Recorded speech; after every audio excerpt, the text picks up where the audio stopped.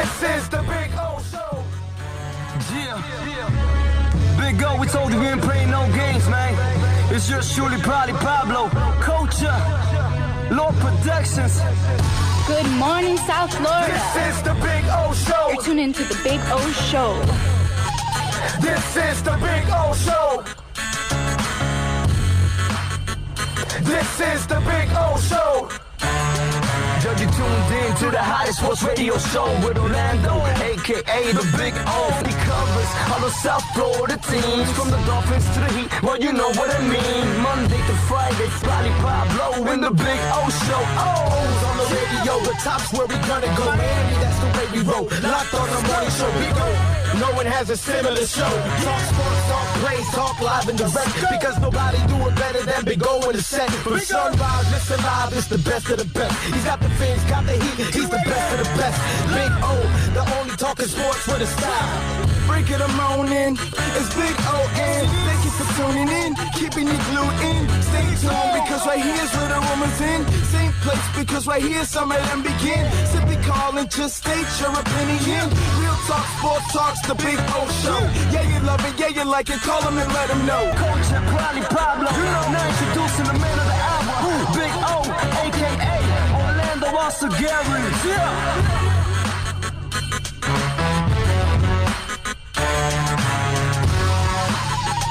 Alrighty, we are ready to rock, we are ready to roll. Hope you all are doing well. It is a beautiful Tuesday morning. I see folks are already chiming in. Alexa V was in first as the president chimes in first. So welcome aboard, Alexa, as always. Appreciate it. John Rouse, Miguel, Yuji, man, you guys, we started early, a few minutes early, and you guys did not waste any time already logging in. I see Julius 305. I see the Big Rig. I see Rich V. I see Alex Diaz. I see the Raging Dolphin Maniac. You got to love it, man. Mark McIntyre, all that good stuff. Mark, I got your DMs too. All that good stuff. So appreciate it. You guys can always, no, actually, Mark, I think emailed me. You can always reach out to me, Orlando at BigORadioshow.com. So this morning, we now find out that 4 more Marlins have tested positive for COVID-19. So the Yankees-Phillies game was postponed. It wasn't postponed. It was set for 6:05 tonight between J.A. Happ and Jake Arrieta. But all of a sudden now this has been postponed. So far, we have not seen any Phillies test positive yet. So it could be more about what you were saying, that, you know, Yankees are like, hey, man, I ain't going in that clubhouse, bitch. So I don't know if that's the case or not. We haven't found out, but we have found out that 4 more Marlins. So now you're up to 17 people, 15 players, 2 coaches testing positive for COVID-19.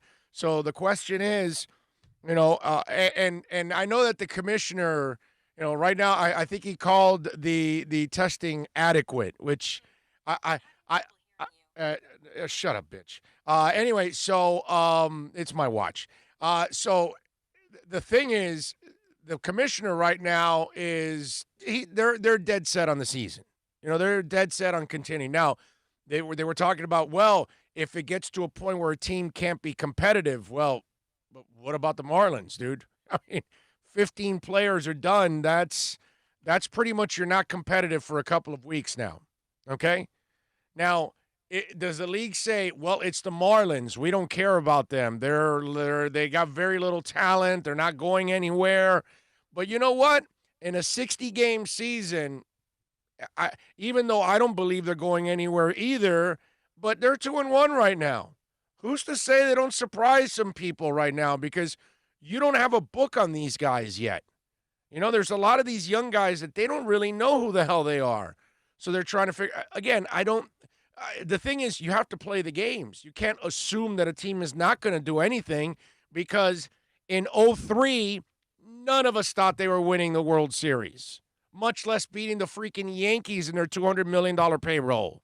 Come on, dude. None of us thought any of that crap. But from late May on, they became the best team in the majors.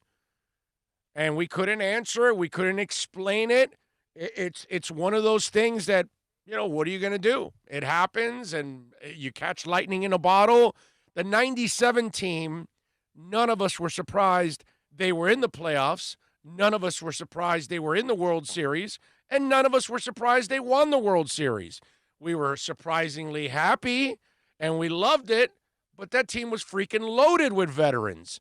So they had the fifth highest payroll.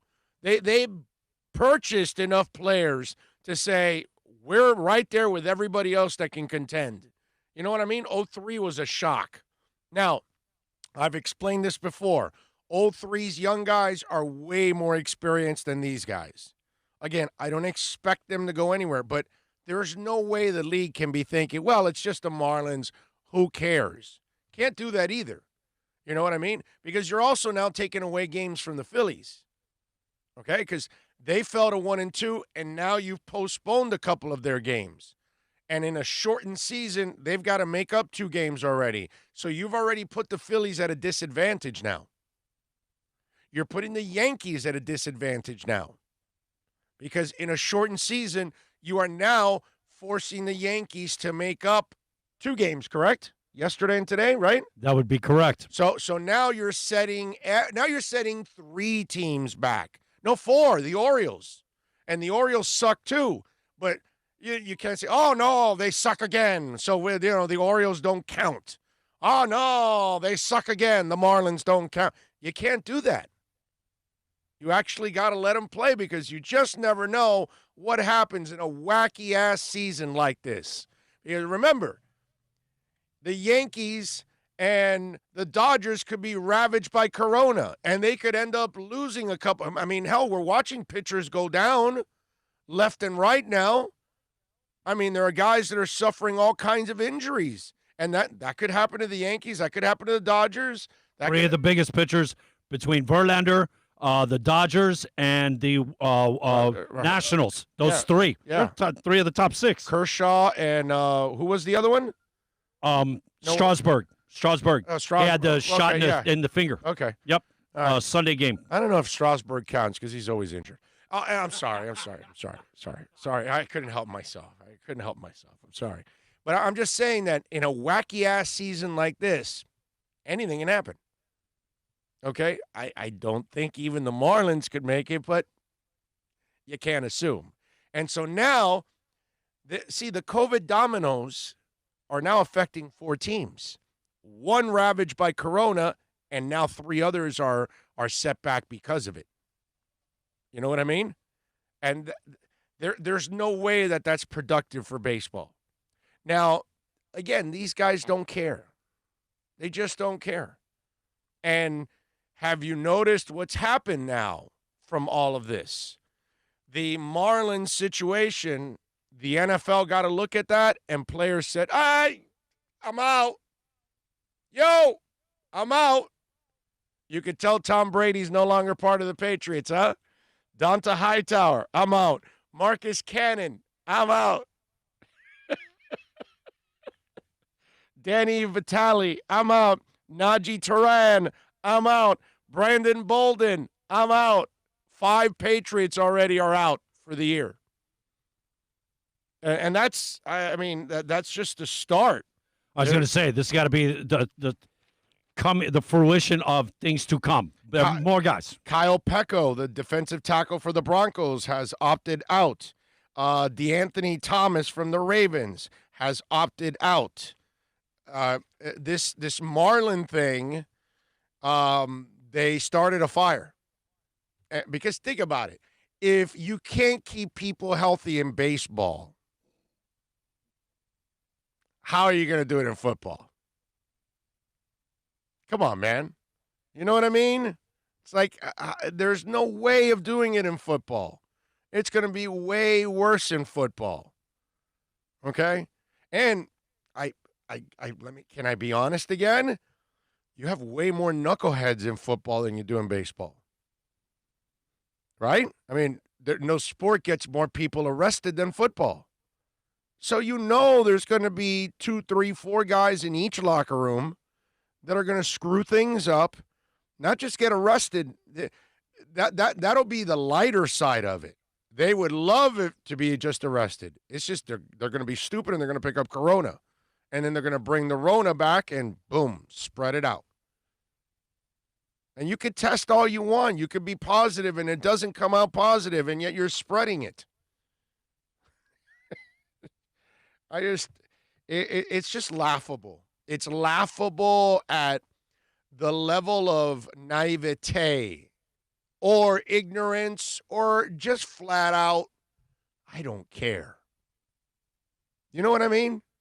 That's what it is. Flat out, I just don't care.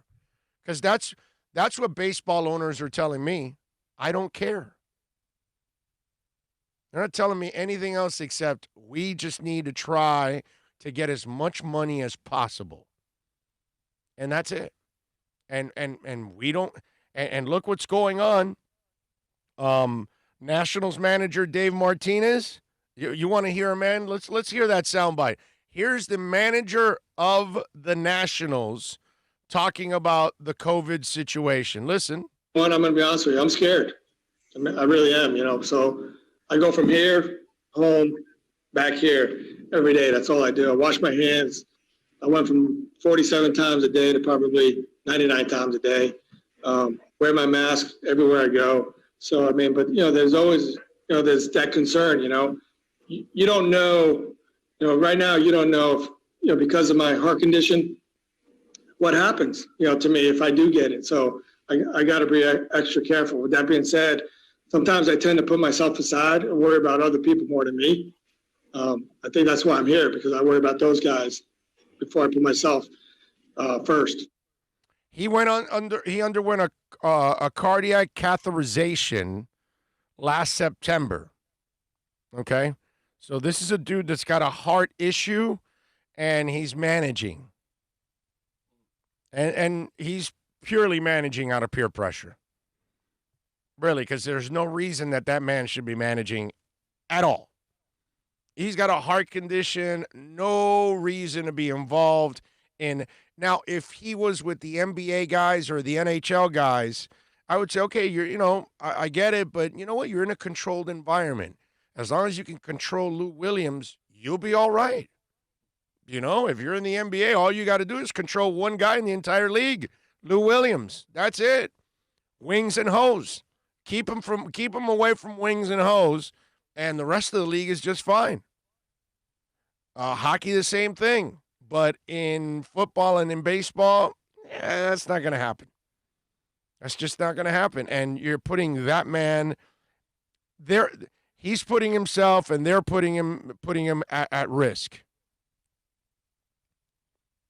Freeman got COVID, and that dude was saying, "Pray." I was praying they don't take me. This is scary stuff, and we gotta. The problem is we have too many people in this country not taking it serious. And they don't take it serious until it affects them. Those kind of people. Like some of us are taking it serious right from day one because we don't want it. We don't want to catch it. We understand. We go out in public. We wear our masks. We do our part. All of that stuff. We do the responsible thing like most Americans should be doing. Because God forbid, do you want the burden of getting somebody else sick? And you feel bad for a guy like this. The White Sox manager, Rich Renteria, he's been put on what's that called? On quarantine now. He's the White Sox manager, by the way. Do you know who Rich Renteria is? Is he related to Edgar Renteria? No. Okay. Try again. Rich Renteria. I should know this. You should.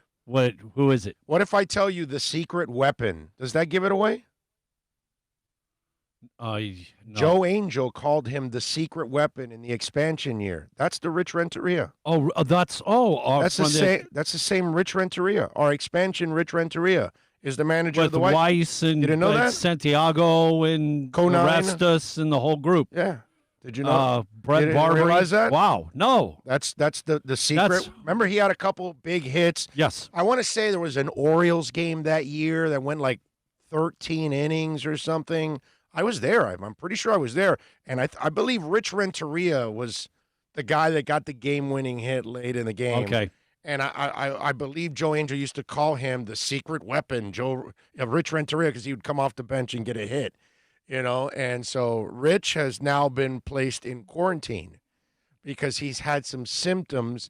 They don't know if he necessarily has it. But to be on the side of caution. Right. Smart. And I believe this Marlin thing ignited all these football players now.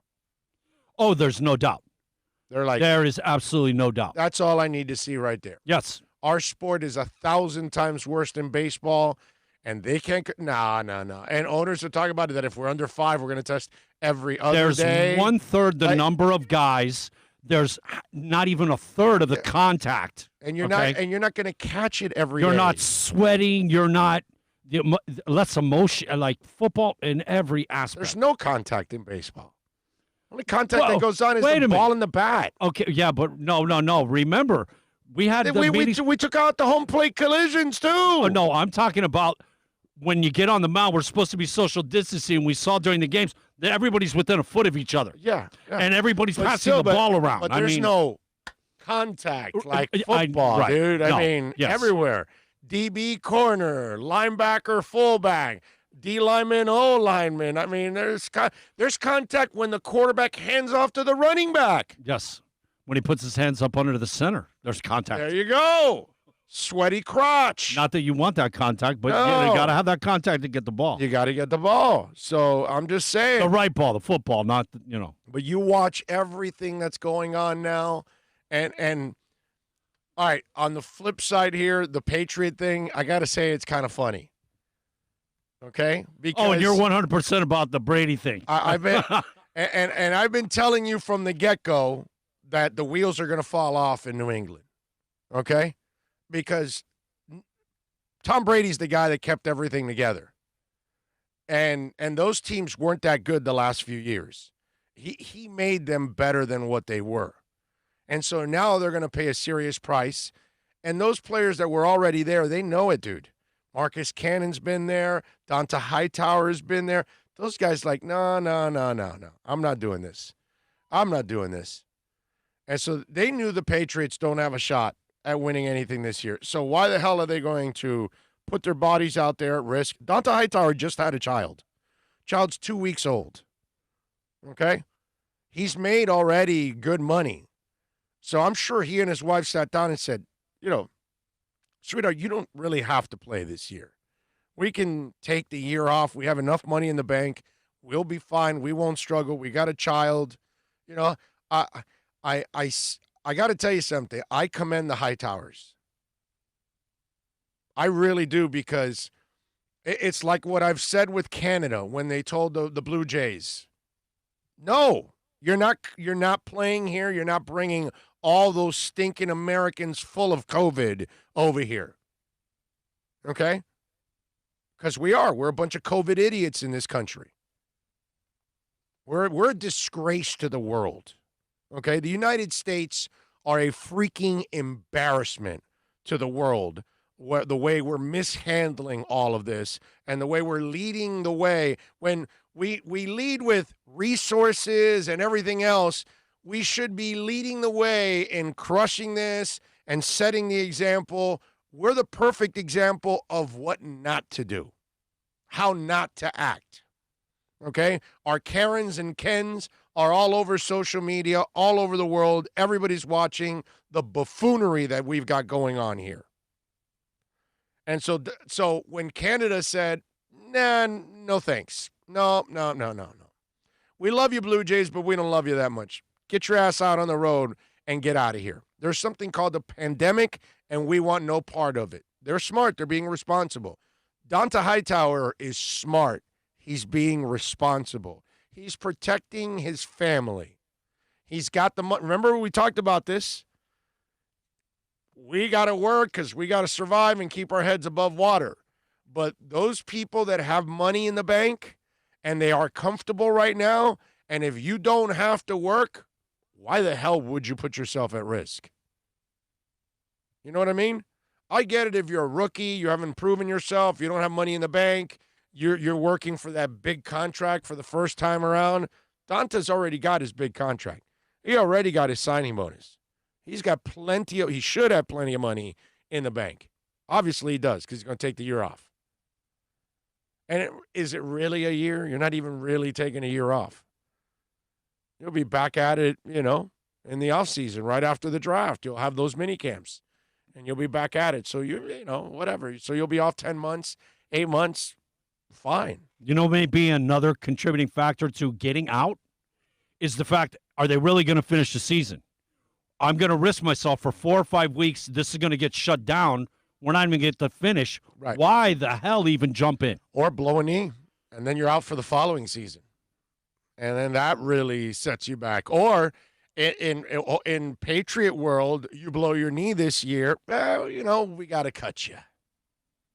We don't need you anymore, Danta. Danta now stays healthy. He's still super impactful.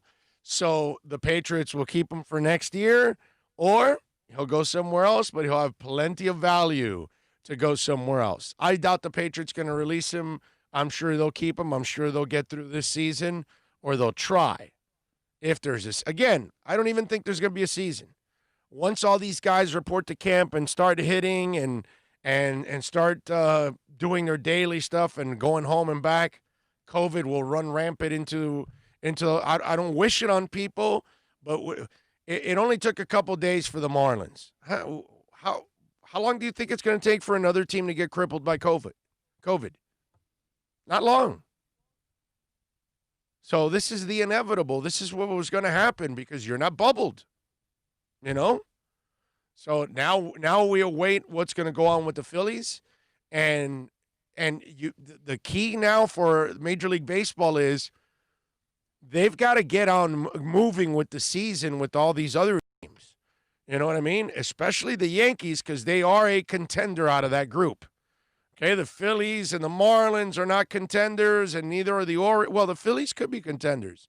They're supposed to be. Well, considering you got 16 playoff spots, the Phillies are probably in the playoffs. Yeah. Okay? Yeah. The Yankees are the lead team in the American League, just like the Dodgers are the lead team in the National League. That is projected. So, we'll see what happens, but you got to get those teams back on track because you're going to put them at a disadvantage every day that they miss because there's already a burden on being an athlete in this shortened season. If you're going to start playing double headers in this kind of where you're supposed to get 60 games in 2 months, there's not a lot of room for error. So, and this is not going to be the first time there's going to be COVID delays. And if Yankees have a few more, the Phillies have a few more, it puts them behind the 8 ball, and those are the potential, playoff teams. I know the Orioles and the Marlins aren't considered that, but still, you got to get them on track. You know what I mean? And how do the Marlins get back on track now? It's impossible. You got 15 of your 30 players, okay? Half your roster has tested positive for COVID-19. You are now going to miss half your roster for 2 weeks of games. How do you do that, man? How do you survive that? Oh, you got to think that in those smaller circles, like this group of men, that they're saying, what's the difference between a major leaguer and a AAA or a AA guy for the Marlins? I mean, it doesn't matter who we put there, right? Yeah. You got to be thinking. And the Orioles are the same. The Orioles are the same. Yeah, but that should not be the train of thought. That's where it gets messy because now you're picking and choosing just because you think a team is not very good. And that's where it gets disrespectful. And again, while you're picking on the lower teams, you're hurting the other teams like the Yankees and the Phillies. Eventually it's going to happen. And when it happens to a good team, then you're going to cancel the season. That looks so terrible on you because, again, it proves that you don't care about the players. You just care about the money. And now that one of the money teams is really, suffering, now you've got to call the whole thing off. And that's a major topic because Manfred specifically touched on that topic. When a team is not competitive, right, then we'll look to shut. And this is exactly where the we're Marlins at. are not competitive. That's exactly where we're at. They're not competitive. And you can't say they weren't because they're 2-1. So they were obviously competitive for 2 out of the 3 games. I think the Orioles took 2 out of 3 from the Red Sox. Oh, really? Okay. If not, they're 1-2. They're still only a game out. Yeah. Okay. Yeah. Radically says, how essential employees working at stores differ from professional sports athletes? Businesses need to make money. Yeah, but sports is not essential. You know what I mean? Like wrestling in Florida. Right, exactly. The restaurant is essential, because we all got to eat. So that's essential. Gas station is essential. There are things that are essential. Sports is not essential. Okay, just because we're sports fans and we're dying to get entertained, and trust me, there's no part of me that wants to see any of this stopped. But I've got to be objective and look at things the right way. Kyle Brandt. I don't know if you guys saw this Kyle Brandt tweet yesterday, because it's kind of to spin off a little bit of radically centrists. He says how essential employees working at stores different from professional athletes. And there is a difference. There are some things that are essential. Sports are not essential. Okay? They're not essential at all. So Kyle Brandt goes, there's a segment of NFL media that seems to almost be rooting for COVID to affect the season. They want it. They see the Marlins news and say, yep, lots of luck football. These are the people who make their living off of football. I don't get it. Now, Kyle Brandt is a cool dude. I like Kyle Brandt because I like his shtick. And that's what he is on TV. He is a guy that does bits. He is a guy that is, he thinks he's half comedian. You understand? He's a guy that is doing crap on the air for a living. He doesn't really, and there's plenty of space for that because lots of you like just garbage, just talk stupid stuff and do silly things on the air and all that.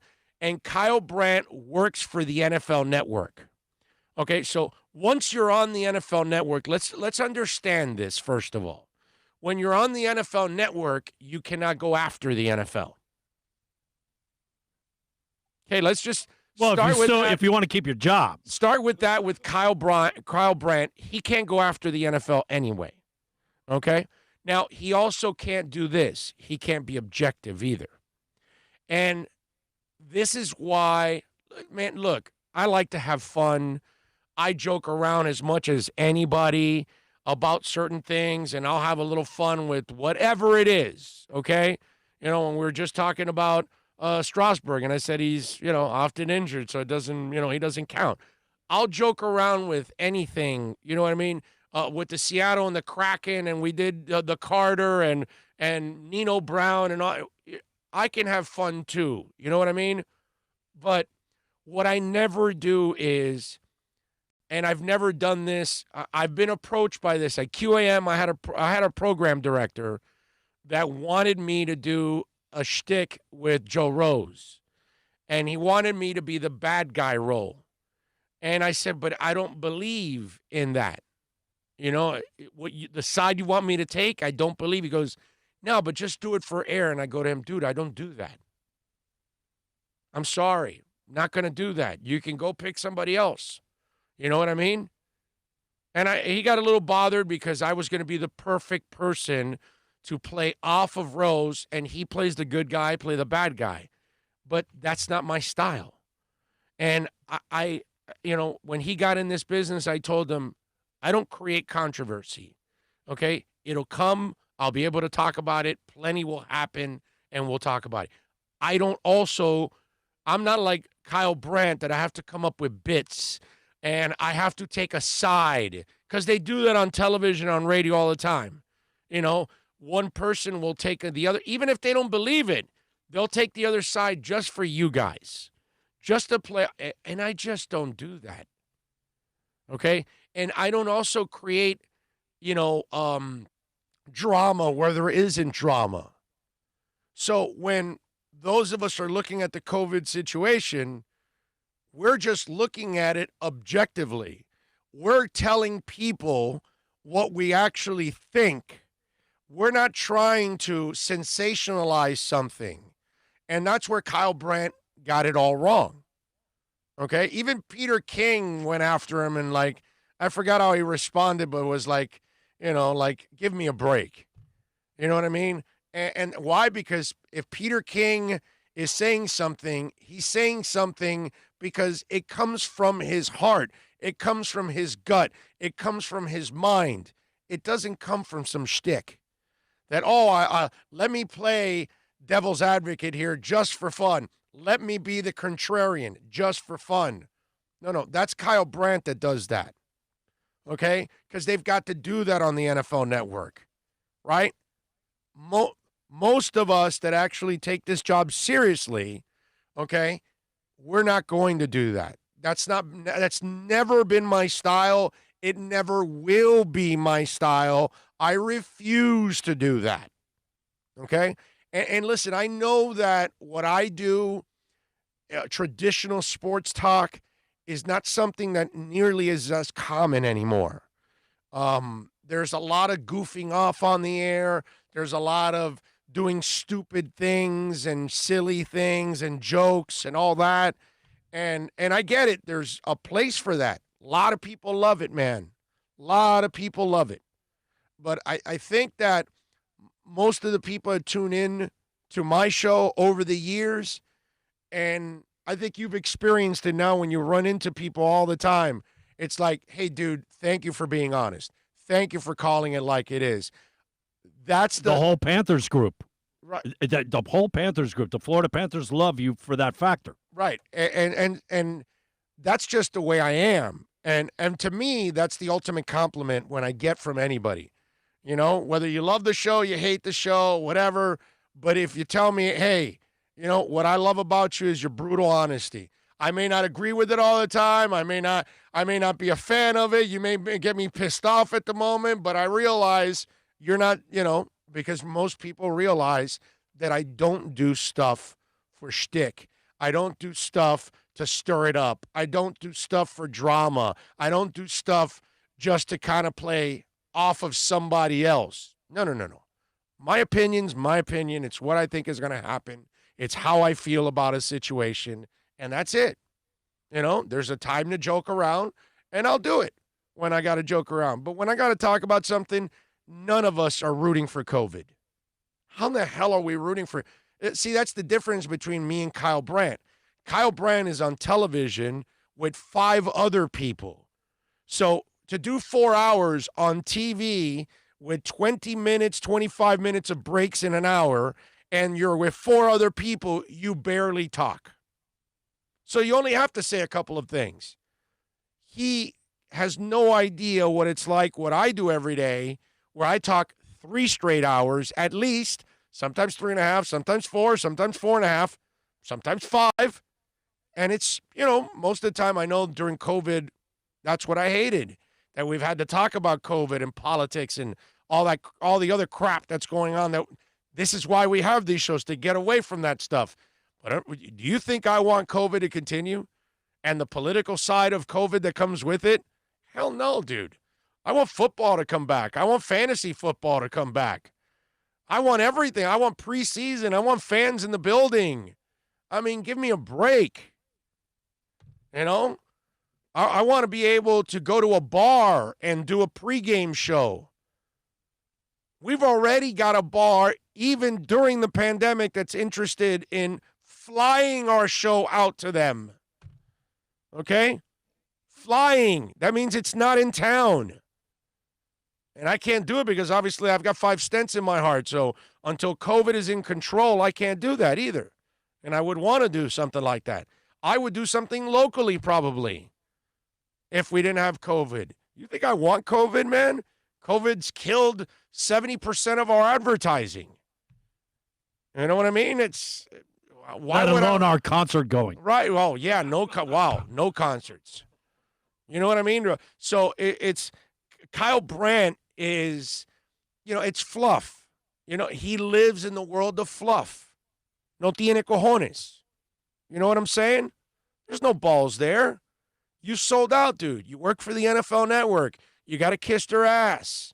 So now you got to say stupid things like people that live off the NFL are rooting for COVID. How does that make any sense, dude? No, they're just reporters that are objective, and they're speaking the truth, their truth. Whether you agree with it or not, we might be wrong, we might be right. Who knows? But they're not doing it for fluff purposes. That's your job, Kyle Brandt. Your job is to do the fluff on television. That's what you do, dude, because that's what television is. It's fluff. So I just wanted to get that off my chest because I saw that from Kyle Brandt. I thought, weak sauce. That's what I thought. Weak sauce. All right. We will be at Craig Zinn's, Acura of Pembroke Pines on Friday, folks, like we are every Friday. And right now, man, we got some great deals right now, 2020 models. The RDX is $289, the MDX $319, the TLX $239, the ILX $199. And let me tell you, only $29.99 do-it signing plus tax tag and registration, folks. And listen, 0.9% financing, too, as low as 0.9% financing at 15601 Pines Boulevard. They're giving you $750 off if you're a military veteran, $500 off if you're a graduate. And that's only at one place, baby. That's at Craig Zinn's, Acura of Pembroke Pines. No one expects to get into a crash, but I expect you to go to accidentlawfirm.com if you do. Make sure when hiring a driver, you go through a rideshare app so that you can be covered by the insurance, which can be up to $1 million, whether you're a passenger or a driver. In other words, don't try to save a few bucks by paying cash instead of going through the app. I'm attorney Bobby Nunez from Nunez Law in Miami, and we're here to help you through the process. Go to accidentlawfirm.com for a free consultation from me, Bobby Nunez. That's accidentlawfirm.com. America's safest and best-selling compact luxury SUV is at Acura of Pembroke Pines, and this is how we do it. RDX, $339 a month at Acura of Pembroke Pines, the #1 volume Acura dealer. Are you tired of watching the same old travel videos on the internet? Well, then check out MikeNoGoZones.com, a travel documentary that's breaking barriers. I go to the places that the media tells you to fear, where no one else dares to go. Baltimore, Opelika, South Side of Chicago, and more. Go to MikeNoGoZones.com. It's a buyer's market at Toyota of Hollywood. Over 1,500 Toyotas on the ground, and truckloads just keep on coming. Now pay up to 50% less. 2020 Camry, not $29,000, $17,775. 2020 Corolla, not $22,000, $13,775. Buy a new 2020 Toyota with 0 down and 0% financing, or we'll make your payments till 2021 at Toyota of Hollywood, the #1 volume Toyota dealer on 441 between Hollywood Boulevard and Sheridan Street.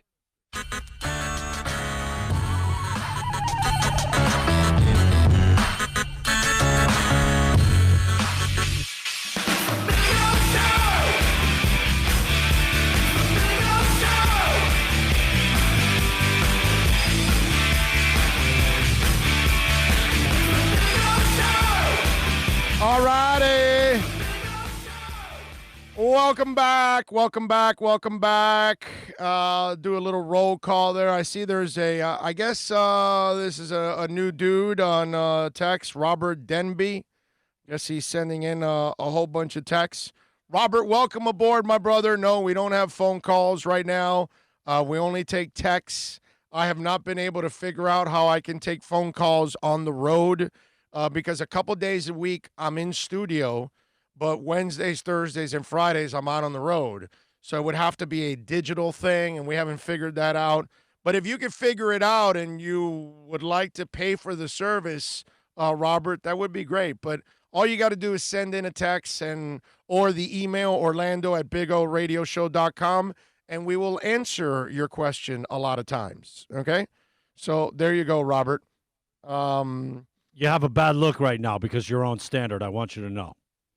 Yesterday, you came out with an hour and 15 minutes. Today, you only started with 35. Oh, only 35. I'm a slacker. What can I tell you? Yeah, man. What can I tell you? Pat in Asheville says, can you imagine the crazy callers if O started taking calls during the pandemic? I mean, I don't mind taking calls if we can add them. It's just one of those things that, I have to. Again, if you lose 70% of your advertising, it becomes an issue, ladies and gentlemen. Okay. Super Boom Shack says Kyle must have went to the Skip Bayless School of Broadcasting. Exactly. Shtick.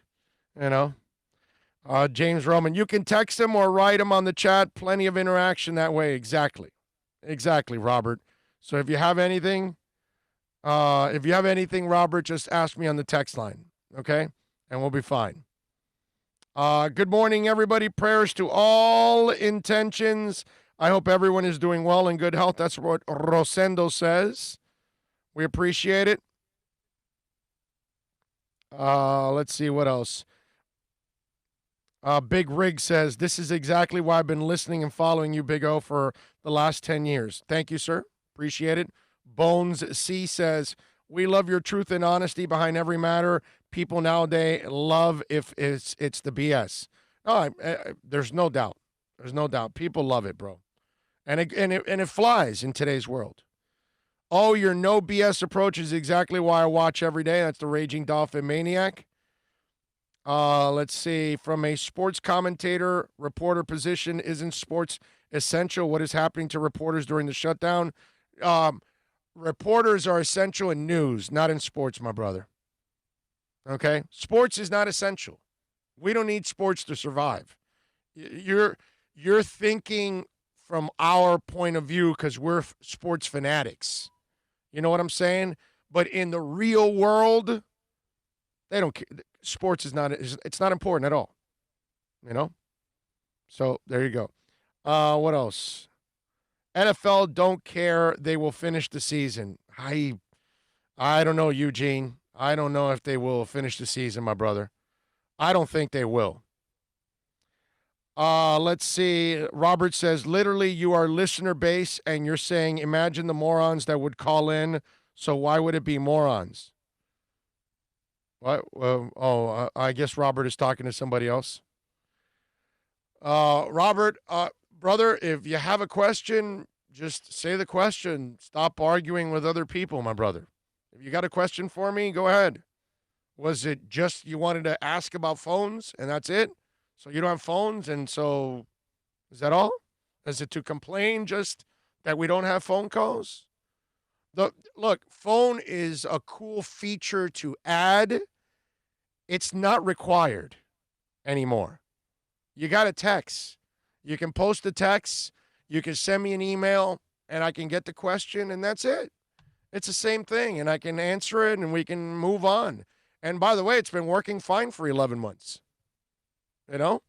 We're about to complete our 11th month now. You know what I'm saying? So it's all good. If you have a question, since you were, I sounded like you wanted to ask something, then you can go ahead and ask, my brother. Okay? By the way, Yes. both Marlins and Baltimore, 2-1. So the bottom of the basement is in contention. Yeah. So there you go. There you go. So you got all of that going on. You got a bunch of COVID cases. We got Marlins and Orioles postponed. Yankees and Phillies are also postponed. David Price, by the way, went out and ripped the commissioner.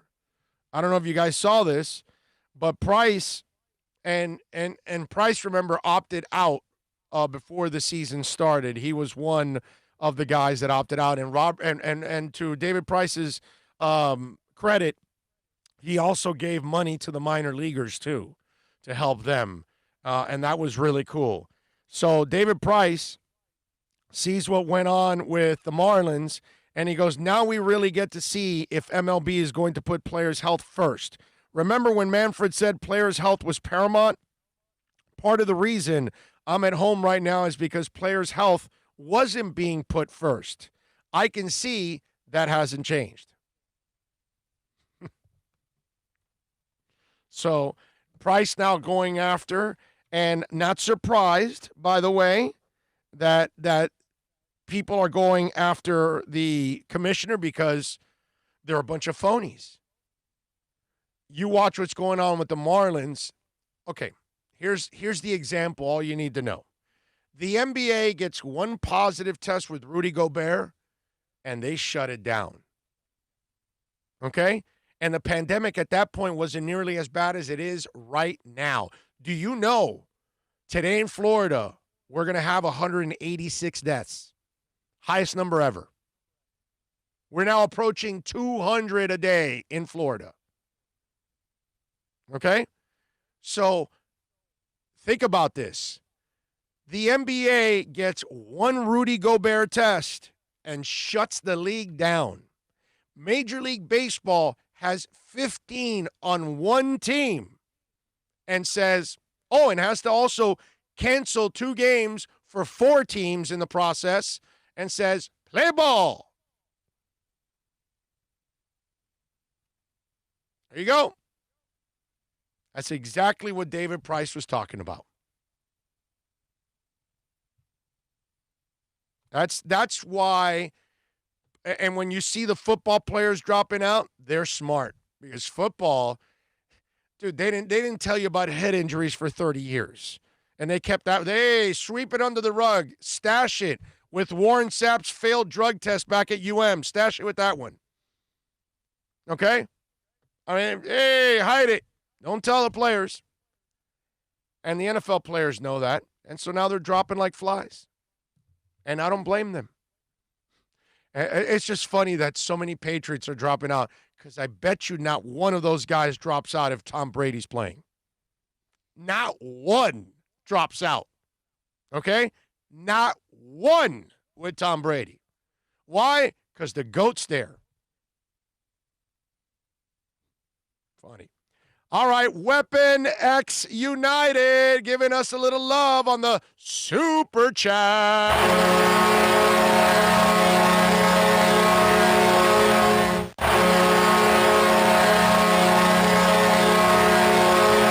Weapon X United says, Neil Rogers would be proud. You're the best, Big O. Keep the brutal honesty coming. Thank you, my brother. Thank you very much. Thank you for the Super Chat. The only thing I ask is, was there something behind that number? Because it's an odd number.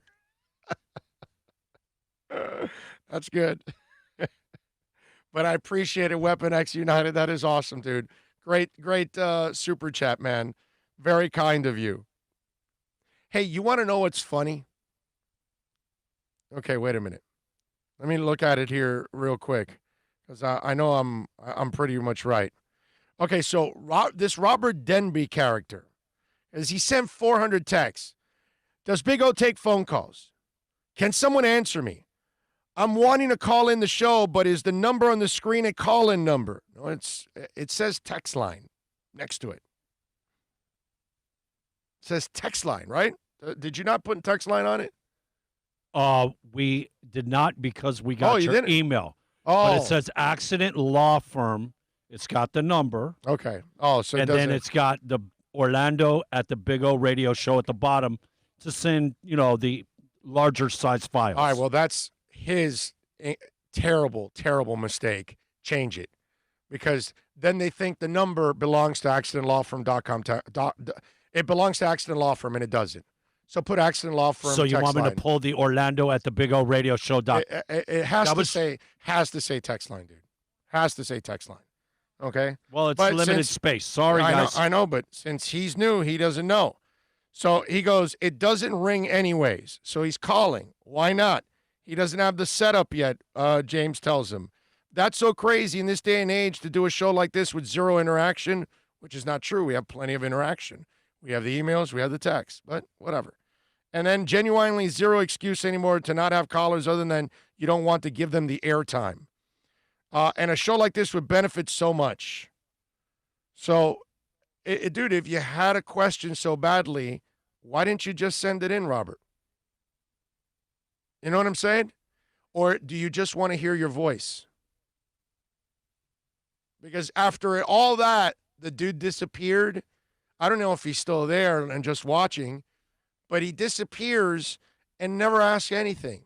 So you have your people that call in to bitch and complain just to bitch and complain, but they have nothing of substance tied to it.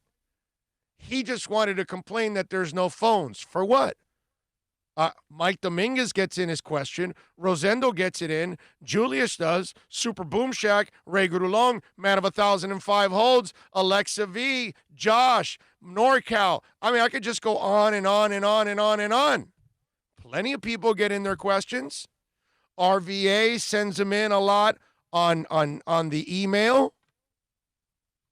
Dougie Fresh chimes in on the text, chimes in on the email. People chiming in on the email. There's plenty of ways to see, but it's kind of like, remember the party zombies. You know, I always catch them. I could always tell that they have no objectivity. They just want to take a shot at the other side. They don't look at their side that is just as bad and does same amount of stupid things. No, but let me just take a shot on that side. But then we expose them, right? You know what I mean? The racist dude that we tricked him a couple weeks ago. You know, it's funny, man. Remember, I've been doing this for 30 years. I'm kind of like a police officer. Seriously. You know, when a cop pulls people over, he knows all the lies already. Like, he or she, you're not fooling any cop. They know exactly when you're lying. They know what's a lie because they've heard them all. I've been doing it for 30 years, bro, and taking tons of phone calls. Okay? And it's not because I don't want callers on the air.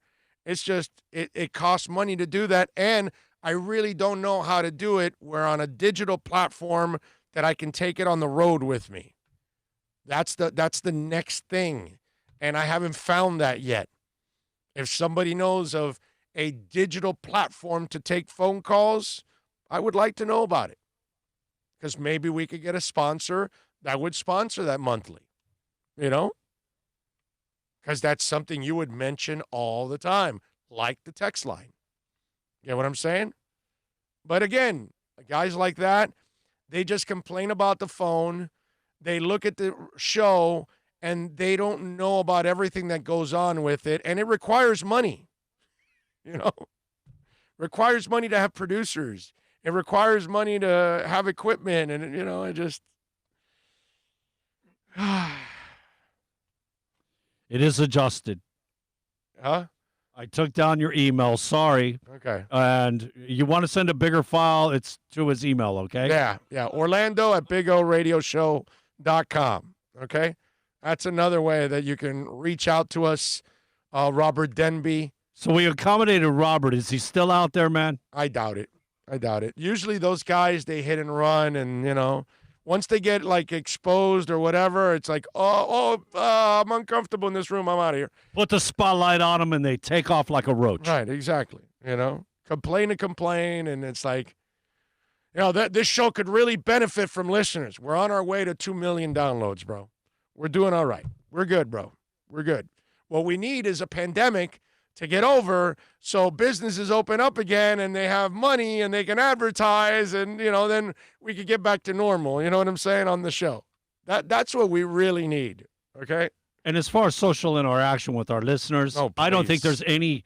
Not even you close. could probably do the whole state of Florida and not do the amount of interaction you do. Not even close. Not even close. There isn't a host in the States that interacts more with their listeners than I do. Live, text, email, phone calls, Twitter, you name it, dude.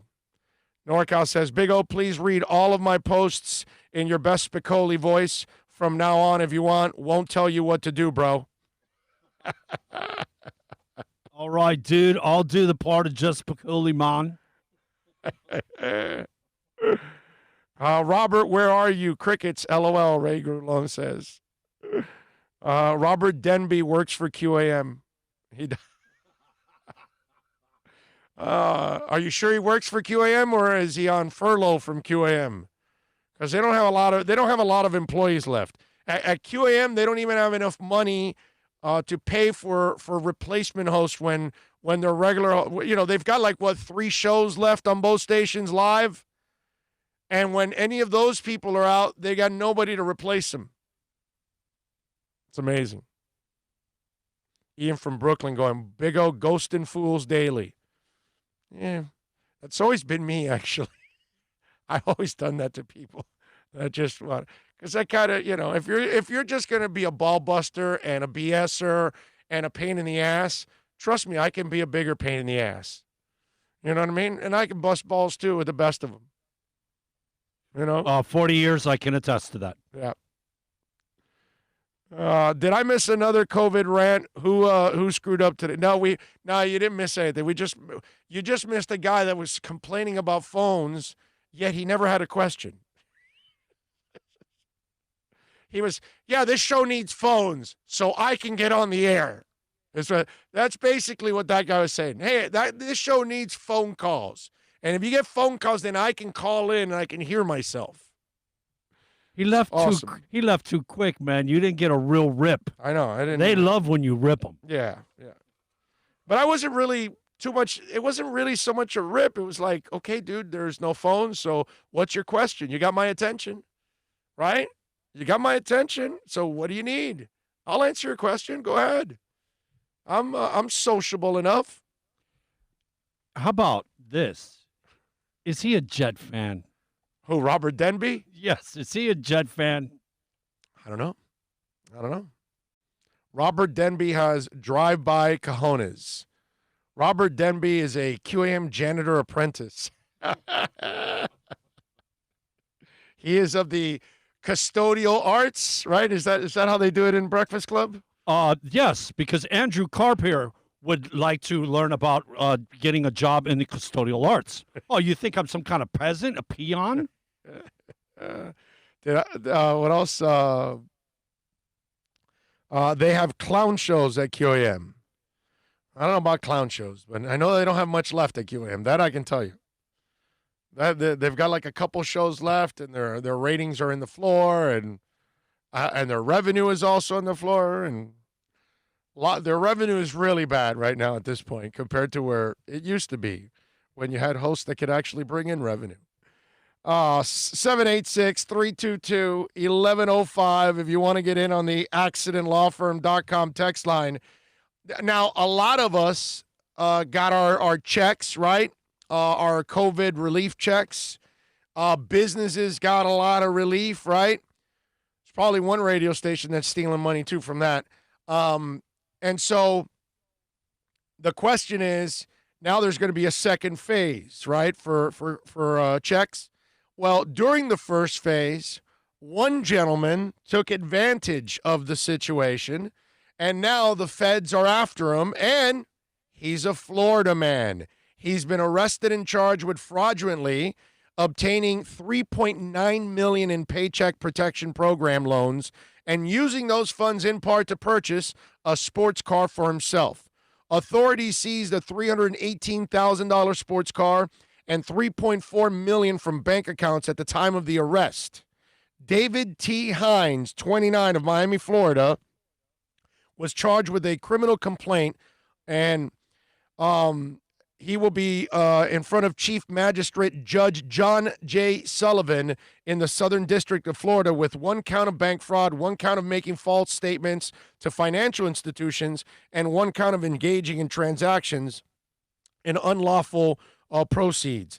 The complaint alleges that Hines sought approximately $13.5 million in PPP loans through applications to an insured financial institution on behalf of different companies. The complaint alleges that Hines caused to submit fraudulent loan applications that made numerous false and misleading statements about the company's respective payroll expenses.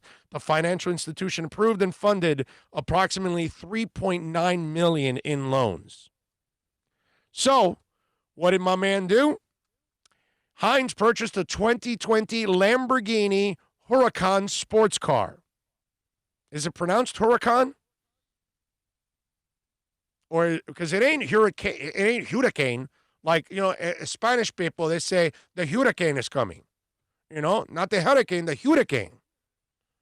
So this is, I don't know if I pronounced it right, Huracan sports car for approximately $318,000, which he registered jointly in his name in the name of one of his companies. There you go. How about that? My man got $3 million in loans from the government and bought himself a Lamborghini. You gotta love the balls, bro. I mean, that's some balls there. I think he got his check somewhere in May 19th, something like that. So he lived high on the hog for 2 months. Yeah. He spent several years in jail for 2 months. Yeah. Why didn't he leave the country? I don't know. He got $3.9 million, right? Right, yeah.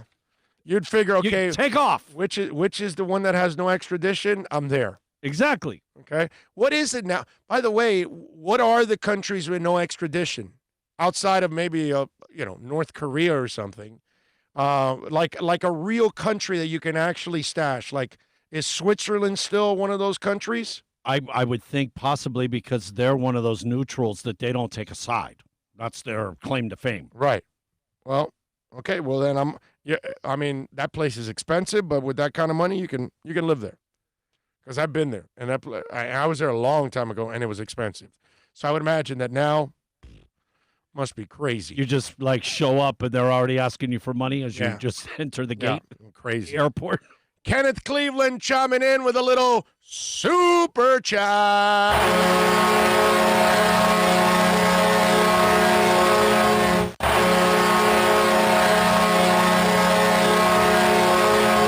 Thank you, Kenneth. Big O. Kenneth Cleveland is in the house. Yes, you are. Thank you, Kenneth. Appreciate you.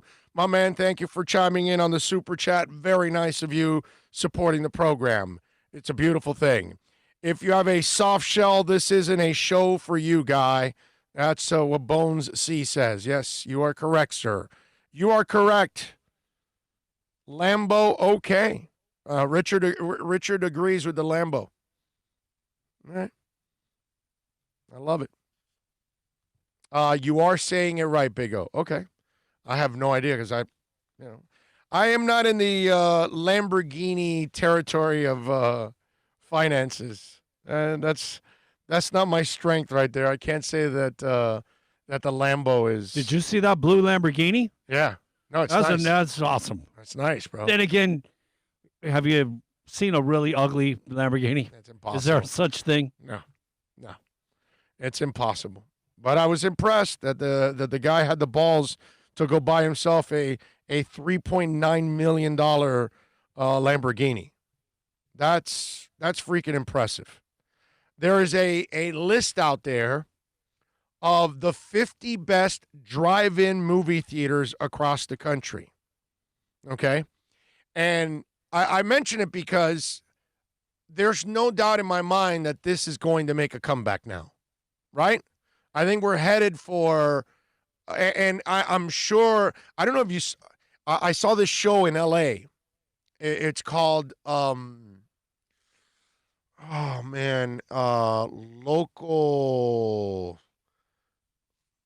it's like it's a tandem name. I'm trying to remember what the hell it's called. But it's like a weekly show of Los Angeles and all the different things that they're doing around the city. And so obviously with COVID, it's events that are COVID friendly, that they're spacing and all of that. So there's this new thing. I'm going to get to the drive-in thing in a second. But they've got this thing called it's like a 4-way drive-in / concert. And so what they do is it's a stage in the middle that has 4 screens. And then people park all the way around it. So they're watching the screen. But then there's also a concert. So then there's a stage under it. So the screens are above, the stage is under. It's elevated. Everything is elevated. The stage is elevated. So when you're in the car, wherever you're in the car, you can see the stage. And then there's a screen above the stage that they can use it for their performance or for the movies. So it's like a dual thing. So it's like a multi-type of movie and a concert like they do there in Los Angeles. It's really cool. It's like a new concept. And because of what's going on, these are things that are happening. I saw, what was it, on Channel 7 over the weekend? They can bring the drive-in to your house. There's a thing that, a business that has pop-up screens. So they come and then they inflate, like a 70, 200-inch, 300-inch screen, however, how big you want it, in your backyard. And then they put on movies, and you could just sit in your backyard with your friends and family members, close people, and, bring out your popcorn on a nice night and enjoy a movie on the outside. But yet you're in your yard, you're in control. You know what I'm saying? So it's a new thing. And drive-ins, we don't have a lot of them anymore in South Florida. From what I'm told, the only one is the one in Sunrise or something like that. There's one up in Broward, but there's none in Dade. We don't have any more in Dade.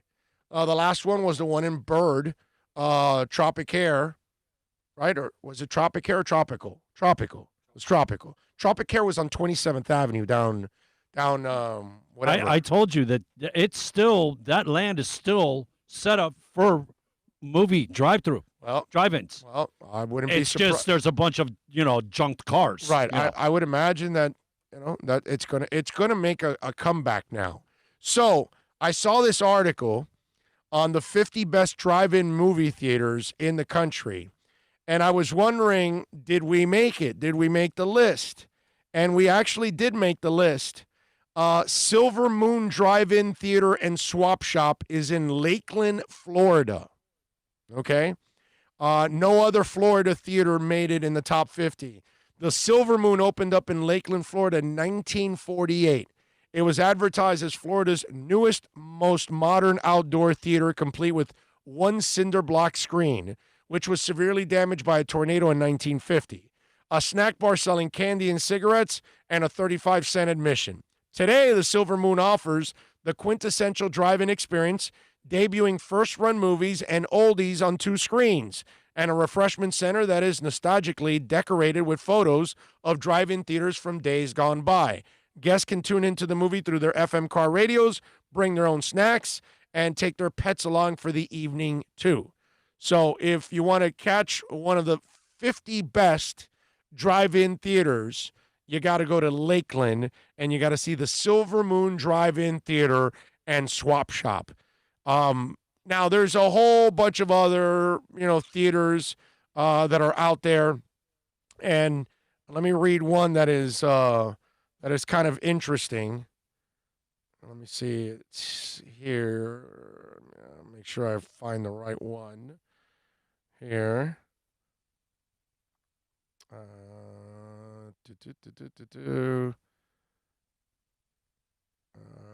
Man, where is it? Here we go. I think this is it right here. It's in Pennsylvania. It's called Becky's Drive-In. It's entertained audience since 1946. Just about an hour and a half from Philadelphia. It's got 2 screens.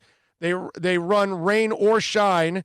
You can eat mozzarella sticks, nachos, and they've got hot bologna, homemade pierogi.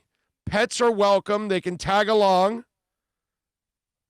I think that's pierogies. Is that what it's called? Pierogies? I don't know. Is that like a hoagie and a hot dog, or I guess or a pierogi? I hear that they're awesome. I've been wanting to try. What is a pierogi? I think it's a Jewish, if I'm not mistaken. Pierogi is like a Jewish type of like noodle thing, wrap. Oh, man. Our Jewish friends out there can help us with this. I think that's what it is. I hear that they're awesome. Okay. That's what I hear. All right. I've been wanting to try one. Well, if this article, you can go to mentalfloss.com and you can check it out. And there's all kinds of different types of drive-in theaters, but something tells me that this is going to make a comeback. I'm just hoping that they hurry up the process here, because all we have is the Swap Shop in Sunrise, and I think there's one more in Palm Beach that somebody was telling me about. I don't know too much about it, but I would imagine that these kind of things are now going to make their way in to our world. Big O, I live here in Indiana. My girlfriend and I saw Goonies at an awesome drive-in outside Bloomington. Incredible experience. There's one I saw in Indiana, and maybe that's the one you went to, because I did read one, because I was going through them. There's 50 of them. I didn't read all of them, but I read a lot of them, and I think I saw one in Indiana also. Maybe that's the one you went to. What did you say? Boom Boom Theater, Bloomington. Yes, this is it. Starlight Drive-In. Adam, is that it? Indiana Starlight Drive-In originally opened in 1955 by Carl and Ruth Stewart. They ran the theater as a family operation for nearly 50 years. It has passed hands a few times now. It's very much a family affair, both in terms of ownership and its programming slate. Through the full lineup of movies often isn't made available until the week of. You can pretty much guarantee that at least half of each of the double features will be suitable for all audiences. Pixar classics, they have there too. So is that the one that you went to? Yes, there you go. That's the one. I knew I read one in Indiana. Okay, this is my bad. Pierogis are Central Europe and Eastern Europe. They're like a dumpling that you stuff stuff in. Okay. And I see Polish pierogis and some made with potatoes, but I imagine the dumpling, man. Oh, my God. Tim Suppley saying potato and dough. I've been dying to try this. Okay. It sounds amazing. Call of Duty, pierogi is a Polish ravioli stuffed with potato and cheese. There you go. And then Raging Dolphin Maniac says, exactly right. John Rouse says, Polish food, dough filled with potato covered with melted butter and grilled onions. Pierogis are very good. It sounds good. Okay, see, this is something that we need to try in the next week. They can be stir-fried or boiled. Now we're finding out everything about pierogis. I love it. Big O, if you're not driving a Lamborghini, it's either you are filling out the right paperwork or it's because you don't take phone calls. That's probably it. If I took phone calls, I probably would have, an NSX, an Acura NSX. It's probably what I would have. Like the yellow one they got on the floor right now? Oh, man. Damn, the yellow one they have on the floor. There's an NSX at Craig's Inn, a yellow one. Oh, man, that thing is awesome. Awesome. Awesome.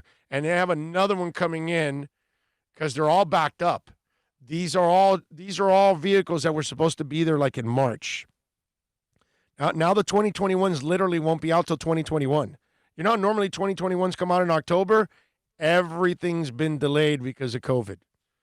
So now they won't come out till late at the beginning of next year is when they're going to actually come out. My brother-in-law, quality control for VW up in Tennessee. Exactly what you're talking about, because in Europe, the shops shutting down and stuff like that and parts not coming to the factory. The assembly line, they had to stop. Yeah, no, of course. Because of no parts. Yeah, that makes sense. All right, 786-322-1105. Let's start off hour number 2. Let's take a quick break. We'll come back with more right here on The Big O Show. It's a buyer's market at Toyota of Hollywood. Over 1,500 Toyotas on the ground, and truckloads just keep on coming. Now pay up to 50% less. 2020 Camry, not $29,000, $17,775. 2020 Corolla, not $22,000, $13,775. Buy a new 2020 Toyota with 0 down and 0% financing, or we'll make your payments till 2021. At Toyota of Hollywood, the #1 volume Toyota dealer on 441 between Hollywood Boulevard and Sheridan Street. Are you tired of watching the same old travel videos on the internet? Well, then check out MikeNoGoZones.com, a travel documentary that's breaking barriers. I go to the places that the media tells you to fear, where no one else dares to go. Baltimore, Opelika, South Side of Chicago, and more. Go to MikeNoGoZones.com. No one expects to get into a crash, but I expect you to go to accidentlawfirm.com if you do. Make sure when hiring a driver, you go through a rideshare app so that you can be covered by the insurance, which can be up to $1 million, whether you're a passenger or a driver. In other words, don't try to save a few bucks by paying cash instead of going through the app. I'm attorney Bobby Nunez from Nunez Law in Miami, and we're here to help you through the process. Go to accidentlawfirm.com for a free consultation from me, Bobby Nunez. That's accidentlawfirm.com. America's safest safest and best-selling compact luxury SUV is at Acura of Pembroke Pines, and this is how we do it. RDX, $339 a month at Acura of Pembroke Pines, the #1 volume Acura dealer.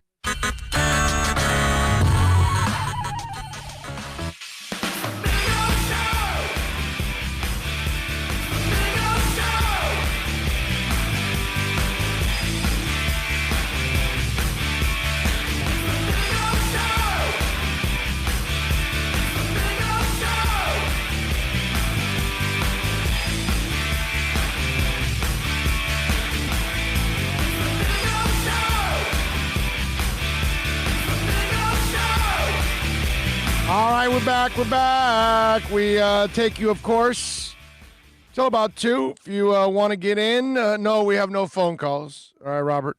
786-322-1105 is the accidentlawfirm.com text line. That's 786-322-1105. Bones Z says Lake Worth Drive-In, I believe it's closed now, though. So they had one in Lake Worth. Pat in Nashville says the revenue from showing new films is very thin unless the movie is popular for weeks. Distributors get 60 to 90% of the ticket sales the first week. That's why you pay $7 for a soda. Yep. That's why you're probably going to have to make it more of a destination. You know what I'm saying? And so there's going to have to be other things besides the movie. That's why I think what they're doing in L.A., what I saw with that Localish.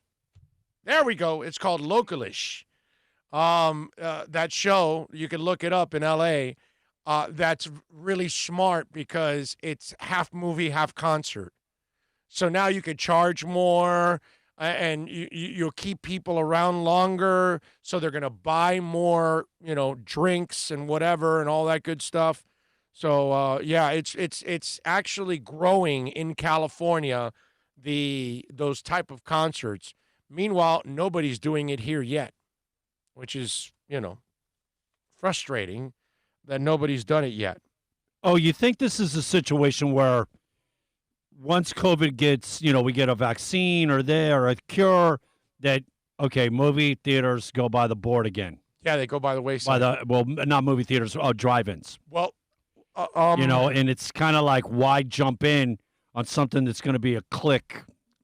You're 1,000% right. The question is, will it be a fad? Will it come and go? Or because of COVID, will more people want to go to places where they won't be around so many people just in fear of the next virus? You know what I'm saying? You don't have to sit in a room with 200 of your closest non-friends. Yeah. Now, again, it's what I told you, that you have to make it more of an event. It can't just be the movie. Like when I was a kid and I went to the drive-in, okay, if I didn't like the movie, I went to the swings. Remember that? It's funny you say that. I was just going to say, and this can't be like Grease and just have swings over there on the side. But no. Okay, that's no, but it's that, but it has to be like on steroids. Is my point? Is what I'm saying is you're going to have more than that. You may have slides to have slides. You may have carnival type of. What was the thing with all the slides and stuff like that in Palm Springs North at the park? You remember that thing? That a castle, whatever it was. Maybe you have an artist, a bounce house. That. Now the problem is, there's a whole different problem now with that. If you do that, you have to go with your kid. Whereas in my day, it was darkness, and you're telling your dad, hey, I'm going to go play in the swings. And you're like, yeah, go ahead. In the darkness, you crossed like 5 rows, and you went over and played in the swings. In the darkness. There's no way they do that now. I mean, responsible parents are not going to allow their kids to run into the darkness and go play, and they can't watch them. No. Kids will get snatched. You know that. So a whole different world. But what I'm saying is you're going to have all kinds of things, arcade games, rides, a face painter. You're just going to, a concert, maybe a soloist, maybe not a band, but somebody that is playing by themselves.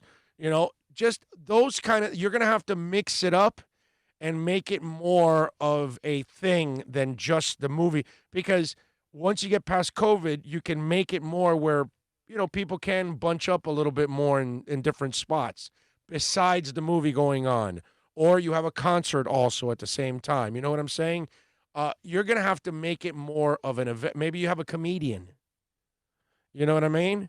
So there are things you got to mix. We all could definitely use a laugh or two. Yeah, and you know what? Fireworks at the end of the night. You're going to have to do things to make it an event where people want to spend a couple of hours and spend their money there. Okay? Not just the entrance, not just the food, but then they participated in something else that was going on, and then that's how you're making your money. You know what I mean? But it can't be what we grew up with, just the screen and a couple of swings and a seesaw. That's all. But that was heaven for us. I mean, when we were kids and the movie sucked, and, your parents were watching the movie, and, hey, I'm going to go play. Go ahead. And the parents were happy because they got rid of your ass, and they probably were getting nasty anyways in the car. Ready? We were at the Tampa Bay Rowdies game. Right. The field where the kids played. Yeah. That little hill and the kids rolling down the hill. Right. Because just something as simple as that to keep the kids entertained. Right. And you got to do that in today's world. You got to make it more of an. That's why when the Heat, Halloween rolls around, they have a haunted house. You know what I mean? When Christmas rolls around, they've got a skating rink in the back. They add something because you've got to make it more. You've got to give them the Bacardi area. You've got to give them stuff in the concourse area to do because that's how we are. We have to, you have to give us the T-shirts. You have to give us all. You have to give us more of a show because the game or the movie is not going to be enough. So that's where it's got to change. But I think it's coming. I think it's gonna happen. I don't think it's gonna be a craze, but I think there's gonna be a couple that are gonna pop up and they're gonna get it right and they're gonna do it right, and that's why they're gonna make a lot of money and they'll make it a reasonable business. You know what I'm saying? Something that I would go for. This is just my personal. I know I would. You put a super loop back there, and you could go upside down on a ride. I'm there. Okay, they might do that. They might have a carnival on the side. That might be something you do. So, yeah.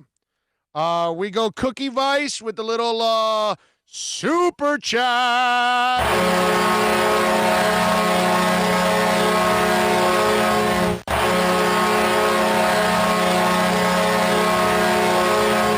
He says, Big O, do you know anything about Falco coming to Inter Miami? I do not, sir. I've heard all kinds of names. So I don't know if he's coming or not, but that would be absolutely awesome if they can fill those two spots for the rest of the season, and they definitely need a striker. So that's one thing I want them to add. So I don't know if it's true or not, but it would be nice. That's for sure, Cookie Vice. It would be really, really nice if that was the case and they were able to bring somebody over. So thank you, as always, my brother. Thank you for supporting us. John Rouse, Mr. AC, is in the house.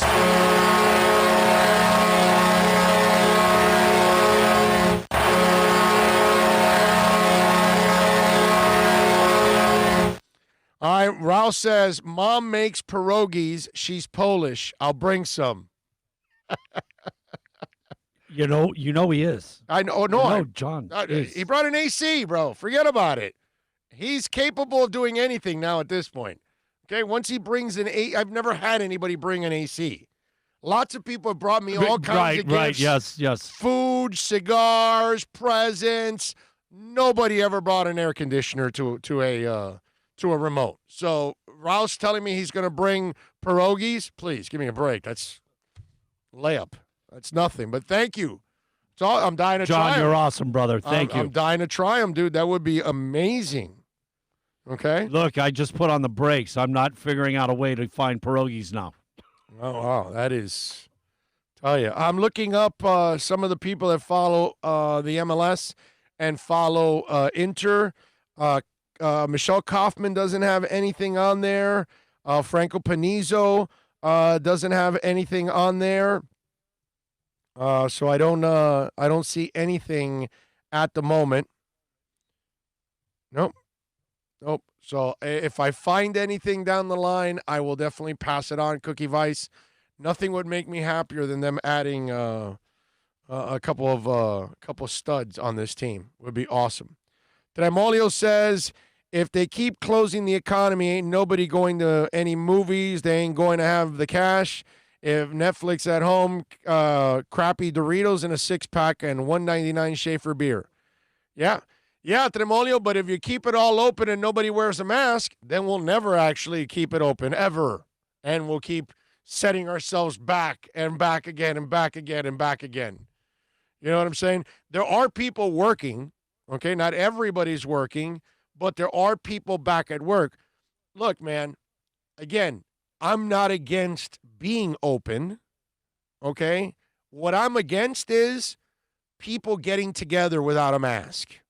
That's what I'm against. I'm against the idiots that are protesting every day now, because I can't pick on the Trumpies anymore because they're not having any more rallies. But I can pick on all the idiots that are protesting without a mask. And so as long as we continue to have morons without masks, then we're going to keep, again, I told you, I think it's 186 deaths we're at today for Florida. Okay? 186, I think it is. It is a sick number. Let me see where we're at now. Yes, 9,230 cases, 186 already dead. Okay? Arizona has 104. Arizona has 104 in 2,107 cases. Okay? All right? So, I mean, that's the problem, Tremolio. It's a matter of us. It's not that you go to the store. It's you go to the store without a mask. And then you get into an argument with people and you're screaming at them without a mask. You know what I mean? That's our problem. Okay? And all those idiots in Portland, I don't have a problem with protesting. I love the fact that they're protesting and fighting for what's right and fighting for Black Lives Matter. I got no problem with that. Just do it with a damn mask. Every time I see a protester without a mask, I wish I could punch him in the center of the face. Bro, Seriously. Exactly what you're talking about. Wow. Walmart I saw, because of the confrontations they're having, if there's somebody in the store without a mask, they're asking the employees not to confront them so it doesn't escalate. Imagine. And you know that they just, a week ago, that they made that national thing, everybody has to wear a mask. Now they're saying as an employee, don't go and confront. Well, you can't put your employees at risk, because then they get their asses kicked and then they sue you. You know what I mean? Because that's not part of their job. You know what I'm saying? So you're not paying them to be security guards. You're paying them to stock the shelves. You know, that's really what you're paying a Walmart employee to do. Stock the shelves and, toothpaste, aisle 47. I was going to say just a touch of customer service. Right. Just a touch. Hey, Walmart's pretty good, man. They do a pretty good job. At least the Walmart by my house, they're pretty good. Tremolio, I got to say, Schaefer beer. Whoa. Yeah. That's right up there with Milwaukee's Beast. Yeah. You know, Pearl Light. Wow. Stuff that you did in college, that when you got done with college, you swore you would never go there again. Crazy, man. Crazy. So that's really our problem. It's not a matter of us not going out. It's a matter of us going out responsibly. You know, because I always love this on social media. If people sometimes don't follow everything I do or whatever, and then they go, well, what do you, so what, you just stay home and scared, every day? And I'm like, no, dude, I go out a lot. You know, I go out when I have to go and work, but I do it responsibly. That's all. There's nothing wrong with that. Nobody's taking away my rights. I'm fine wearing a mask, bro. What can I tell you? Mike Dominguez has got the number 2 at 186. Thank you, Mikey. Appreciate you, man. That's like a plane crashes every day. Yeah, basically. There's over 400 dead right now in the country. And it's 12:20. You know? And it ends at 9 o'clock. That's when they close it down. So we're going to head for another 1,000 today. We were over 500 yesterday. And that's because Sunday and then Monday, it starts to uptick a little bit. And then Tuesday is when it starts to explode again. It seems like it dies out a little bit on the weekends. It slows down and then it picks up again as the week goes on. And today will be one of those days probably that will go sadly over 1,000, which is really disturbing, to say the least. Let's see. At least 17 anesthesiologist residents and a fellow one at the Premier University Hospital Systems in Florida contracted COVID-19 earlier this month, after attending a private party together. Yeah, there you go. That's right. I mean, this thing's super contagious, bro. Super contagious. And to be trapped up in places like that, even if it's a private party, unless it's the same people you've been hanging around with every day, and you start hanging around with other people, you don't know where they've been. So all it takes is one person, it floats in the air, and boom, you're done. You know, and probably everybody there was not wearing masks. And that's why they got screwed. Big O, are the Dolphins going to be able to pull off the season with the COVID epicenter? No, Donald Peterson. No, they will not. I don't believe football will be able to pull it off. I don't believe they even get to the first month of the season.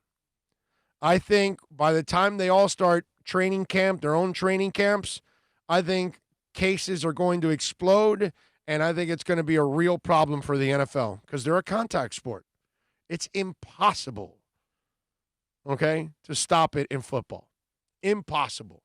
And if they're doing it in baseball, how the hell they're going to do it? You know, if in baseball it's all over now in one team within a couple days, how is football going to be able to control it? And think about this. Early on, they're going to have 80 people in each camp. You know, some guys are going to go out there and they're going to go have fun, and they're going to contract it. Oh, you saying they got to go get chicken wings, man? Yes, they will end up going to get chicken wings. Josh says, "Oh, are you ready for a tropical storm this weekend?" I guess so, dude.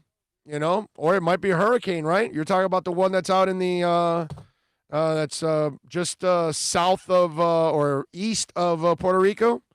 That one that's been developing for the last couple of days. Yeah. Yep. Unfortunately, we've got COVID, and we may have to deal with hurricane season, which is the time. What are Can you you do? imagine dealing with no power, just you know, the humidity, the whole, Yep. plus being masked up, gloved. No, you just stay home, bro. How do you like the stores? How everybody Stay home. freaks out and goes gets wood. Load up before, and then that's it. And you saw what they're doing on Thanksgiving. They're closed. Oh yeah, They're closing. So, but and then the Black Friday, they're going to allow everything on Black Friday online. So you don't have to rush to the store to get the goods. You can actually order it online. I mean, I never go to Black Friday anyways. I think I went to one like 10 plus years ago. I forgot what it was that my wife wanted. It was a laptop for my daughter. Yes. It's a while back. It wasn't the Tickle Me Elmo? No, it was a laptop that my wife wanted, and we got up early to go get that stupid laptop, and I looked at her and I said, "Never ask me for this again." Okay? If I have to save 25 or 50 bucks for this, I'll pay the 25 or 50 to stay in bed, order it online, and pick it up later. Okay? Not interested in doing this ever again. You know, because I don't go, she knows me. I don't even go shopping. Like, she'll go shopping and she knows not, she stopped asking me years ago to go to the mall because I will never, I don't have patience, bro. I just can't do it. When I go shopping, I go and I'm in and out within minutes, man. I don't screw around. I'm not the guy that's walking from store to store and comparing and this and that, and I'll go back to that one. And, dude, I like it. I just buy it, and I'm out of there. You know, my trick always was I don't have time. That hot sales item, call, how you doing, blah, blah, blah. Oh, listen, do me a favor. Grab one, put it under the counter. I'll be there by the end of your shift. I got $5 for you. Thank you. Okay. And walk right up, go to the counter. Hey, what's up? Slip them yeah, but you $5. won't be able to do that on Black Fridays. No. I would never. That's what I'm talking about. Never. No. Yeah. No, but I'm talking that Christmas item that's on, any of that kind of crap. Just call the store, slip the guy $5, back in the day. Now you'd have to slip him 10 or 20. Yeah. Jack says, if the hurricane comes, we should stock up on Goya products. LOL. There you go. Stock up on a little Goya. I love that. Josh says, I always mine stuff online. Hell yeah. Online now, dude. Isis says, Big O, we do the Miami Marlins. Where do the Miami Marlins go from here? Do shut down for the rest of the season or call guys up from the minors to fill spots? There are no minors. Remember that. Now they have a B team. Everybody has a B team, and they have no choice, my brother. They're going to have to add a bunch of those guys in there, okay? And let me see what I just saw here. We have a little breaking news. Let me see what we have here right now. I give you something that is coming across the wire. And I wish the damn screen would pop up already and give me the damn news. I just saw it. Let's go. Okay, well, I knew that. A majority of Washington National players, by the way, have voted against traveling to Miami for this weekend's 3-game series against the Marlins. The decision on whether the games are played rests with Major League Baseball and not the Nationals. The Marlins outbreak continued to disrupt Major League Baseball's schedule Tuesday. So now, not only did you set back the Orioles, the Yankees, the Phillies, the Marlins, and now you're also going to set back the Nationals. And Washington and New York are two of your championship contenders. Okay? Philly is a playoff contender. Orioles, Marlins are probably not. But 3 of the 5 teams are playoff contenders. 2 of them are World Series contenders. And if Washington doesn't want to come to play the 3-game set, that's 3 games you're setting them back now that they've got to catch up on a shortened season. You understand what I'm saying? This is just one team getting a COVID attack. Now that affects 5 teams. So if you get another team, it's like a COVID spread. When you get it, you're guaranteed to spread it to 2.2 people. Okay? So now, if a team gets it, they're guaranteed to screw up 4 other teams. So if another team comes, 10 teams in the league will be affected by all of this. I mean, come on, dude. At 5, you're at 1-6. There's only 30 teams, right, in the MLB. That's it. So now the Nationals are voting against actually traveling to which can't blame them. No, it's the smart thing to do. This is what's going to end up happening. We're the epicenter of the damn world. Dade County, not Florida. Miami-Dade. We are the epicenter. Okay? Mayor Jimenez and DeSantis. Boy, that's some leadership for you. Way to go, guys. Nice job by you. And when folks interview them, just keep lobbing softballs every time you bring them on your show. 786-322-1105 if you want to get in on the accidentlawfirm.com text line. That's 786-322-1105 if you want to get in on the accidentlawfirm.com text line. You can also reach out to us on Twitter. That's at Big O Show. Follow us there.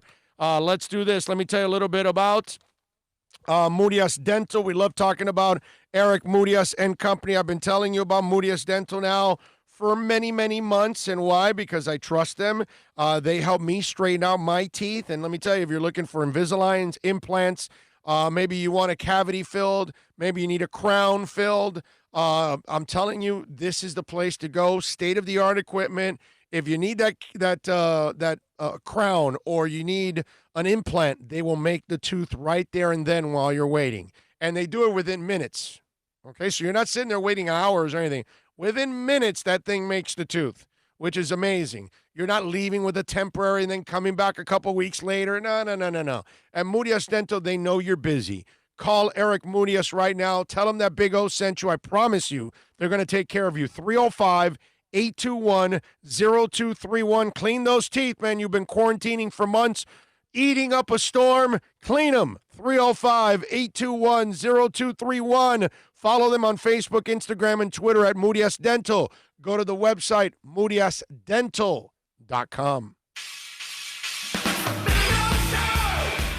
America's safest and best-selling compact luxury SUV is at Acura of Pembroke Pines, and this is how we do it. RDX, $339 a month at Acura of Pembroke Pines, the #1 volume Acura dealer.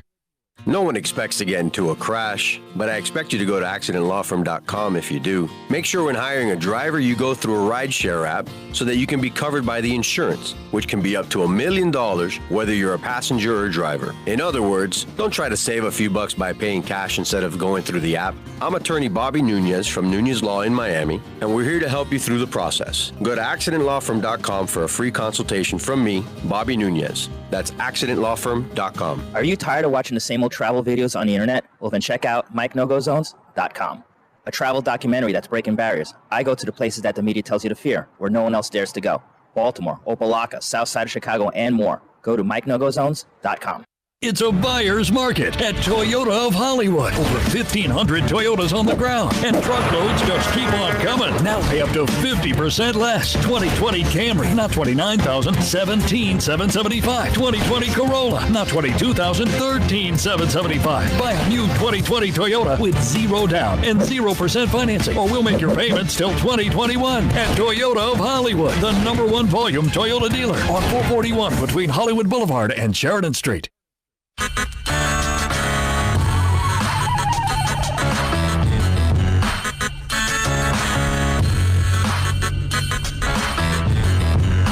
This is the Big O Show. This is the Big O Show.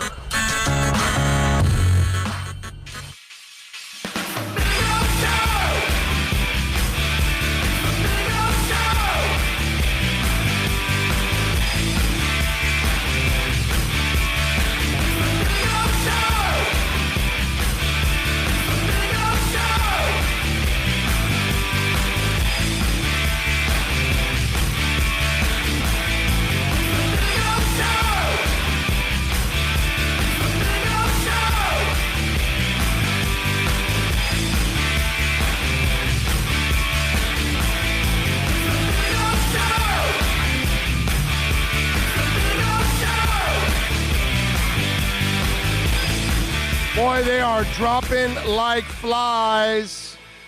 Bears, by the way, have lost a key player on defense. Defensive tackle Eddie Goldman has informed the team he plans to opt out, according to Ian Rappaport. The report indicates Goldman has health concerns, which may mean he has a medical necessity and will receive $350,000 stipends. For opting out, medical necessities receive $150,000 stipend.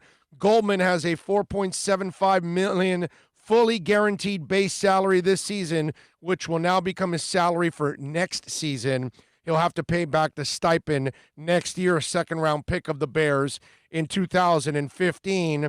And we've got Patrick Chung for the Patriots, another Patriot. I guess it's not so much fun playing without Tom Brady in New England. Patrick Chung has opted out of the 2020 season. He is gone. So after Lauren Duvernay-Tardif went out, more than 10 other players have already decided to opt out. Let's give you a couple of the guys. Ravens kick returner DeAnthony Thomas has opted out, along with Chance Warmack, Seahawks offensive lineman, Maurice Canaday, Cowboys cornerback, Danny Vitale, Patriots fullback, Washington defensive lineman, Caleb Brantley, Patriots guard, Najee Turan, Patriots offensive lineman, Marcus Cannon, Donta Hightower, Patriots running back, Brandon Bolden, Ravens offensive line, Andre Smith, Cowboys wide receiver, Stephen Guidry, Texas defensive tackle, Eddie Vanderdoes, Broncos defensive tackle, Kyle Pico, Titans offensive lineman, Anthony McKinney, Saints tight end, Cole Wick, and Bills defensive tackle, Star Latulele, I think is how it's pronounced. How about that? Boy, the Marlins, we didn't start the fire. Yeah, no, wow, bad. They started one hell of a fire. Not their fault. It's sports trying to play in a pandemic. So, you know, we kind of got to blame what needs to get blamed and what deserves the heat. You know what I'm saying? Wow, that's a lot of people already dry. And more to come.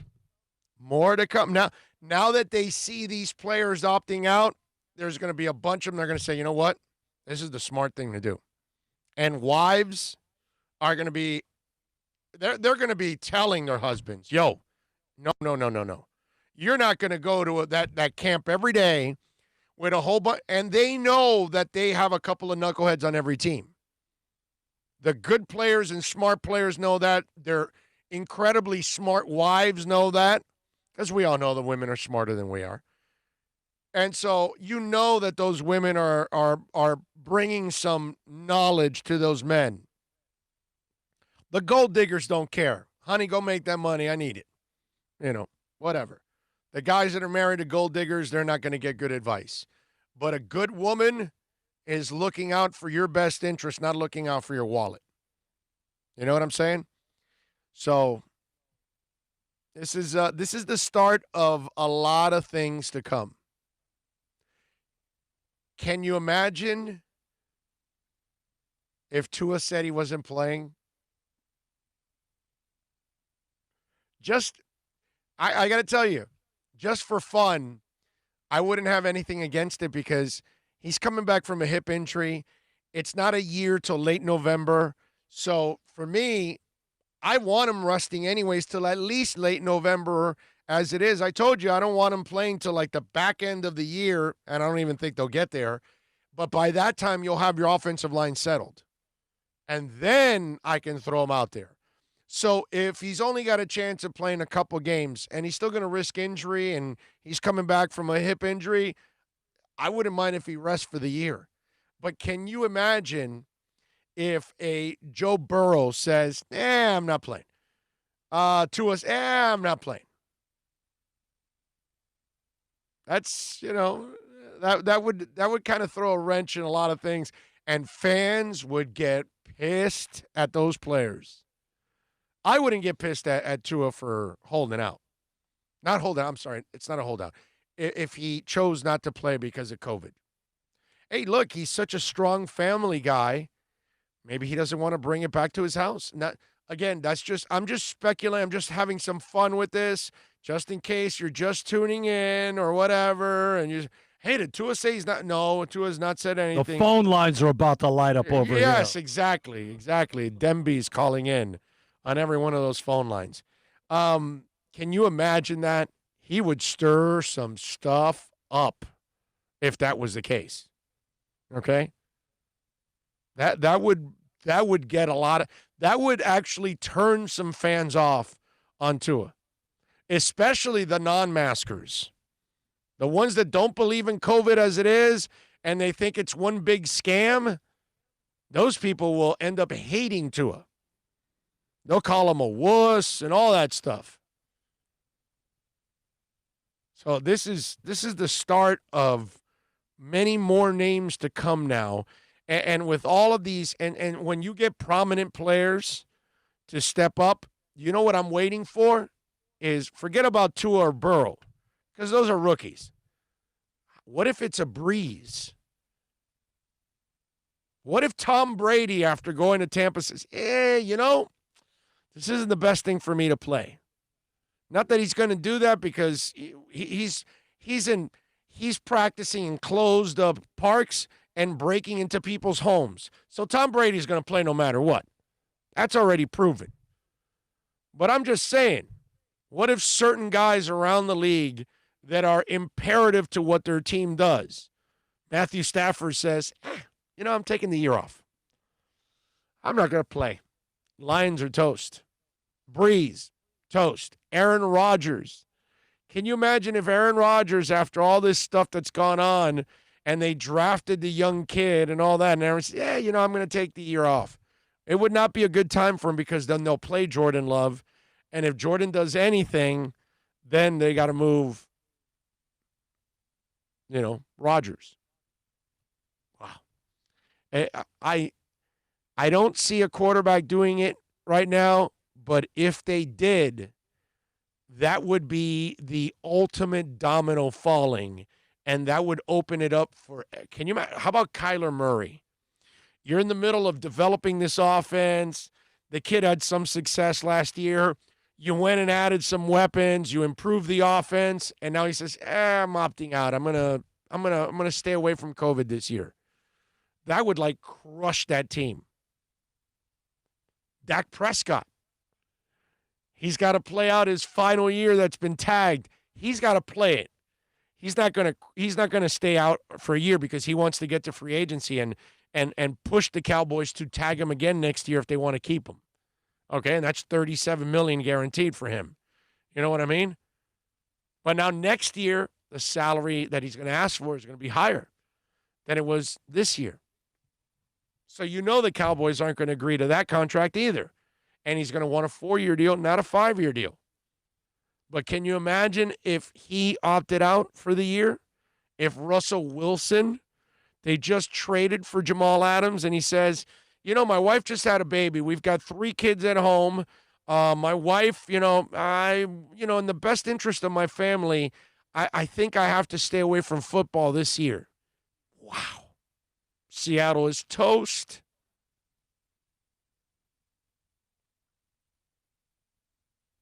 They go sign Kaepernick.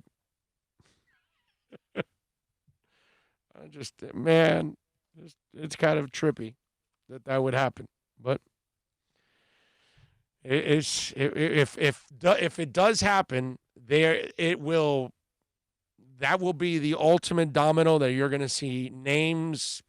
Once a name like that says I'm done for the year, there's going to be a lot of them that are going to get up the courage to want to, because right now there's some superstar players that don't want to play, and they're selling out for their teammates and all that crap, which is not what they should do. They should be worrying about themselves and their families right now is what they should do. Okay? If you would analyze it as your better players, guys that you're not going to win without. If you lose 2 or 3 of them on your team, those guys that are decent players, what do they have to come and play for? Right. It's like we lost. Here, Hopkins and Murray decide not to go to Arizona. We lost our number 1 receiver and our number 1 quarterback. You're done. What are our odds? Right. What am I playing for? And you set yourself back for development, too. So that's the thing. It just all kinds of things happen with this. And it's going to be interesting to see now over the next couple of days who are the other names that say, I'm opting out. Because the names are getting bigger and bigger. When Hightower came in, that was whoa. And now Patrick Chung, wow. That may be their 2 most important players on defense along with the corner. I mean, that's saying a lot for a team like that. We had some, news kind of yesterday, but it really wasn't anything that wasn't expected. It was the lamest news that's been broken in a long, long time. The University of Miami football team named De'Ara King their starting quarterback yesterday. Okay? The announcement was made. The redshirt senior transferred from Houston. He'll be the first-string quarterback if the season begins. Coach Manny Diaz made the decision public on the first day of the team's second summer workout. Derek's hard work both on and off the field has earned him the starting position. His leadership qualities have been evident since he arrived on campus, continuing through mat drills, spring practice, our virtual meetings, and summer activities. We're excited to see him lead this offense, and I know his teammates are excited as well. They open up against Temple, if maybe, September 5th. I doubt it. I'm sure they'll push this back. But this was like the lamest announcement that you could possibly get. I mean, think about this. What happens if you don't name him the starter and you name anybody else a starter? Then all of a sudden it's like, well, why'd you sign this guy? Why'd you bring him over? It would have been a bust. Remember, I tell you, when in the NFL they say, well, this first-round pick signed, and this first-round pick, that's not news. Everything's slotted already. You don't have to. It's news when they don't sign. So if you have a first-round pick that's unsigned, that's a whole different ballgame. Hey, give me some volume here on ESPN. Raise it up. Linebacker Dante Hightower said it a second ago. He's opted out. 6 total Patriots. That's the most by any team thus far. Adam Schefter with what this means in less than 5 minutes. And might this happen with other teams across the league? And Matt, you mentioned it. 4 more Marlins have tested positive for the coronavirus. That brings the total number of positive cases within the Marlins organization to 17 within the last 5 days. The Marlins home opener last night had been postponed, as well as tonight's game against the Orioles. Sources tell ESPN. We've got reaction from Jeff Passan in a minute. Let's keep it baseball. The Phillies have received no positive results for players or coaches in their latest round of COVID testing, according to ESPN and multiple reports. Now, ESPN has confirmed that a member of the Phillies visiting clubhouse personnel staff tested positive as a part of a previous round of testing. Now, the Phillies home game Tuesday night tonight against the Yankees has been postponed, however, for cautionary reasons. That, according to ESPN and reports. What about the regular baseball and what's going on with other teams? Here's Commissioner Rob Manfred. I don't put this in the nightmare category. I mean, obviously, we don't want any player to get exposed.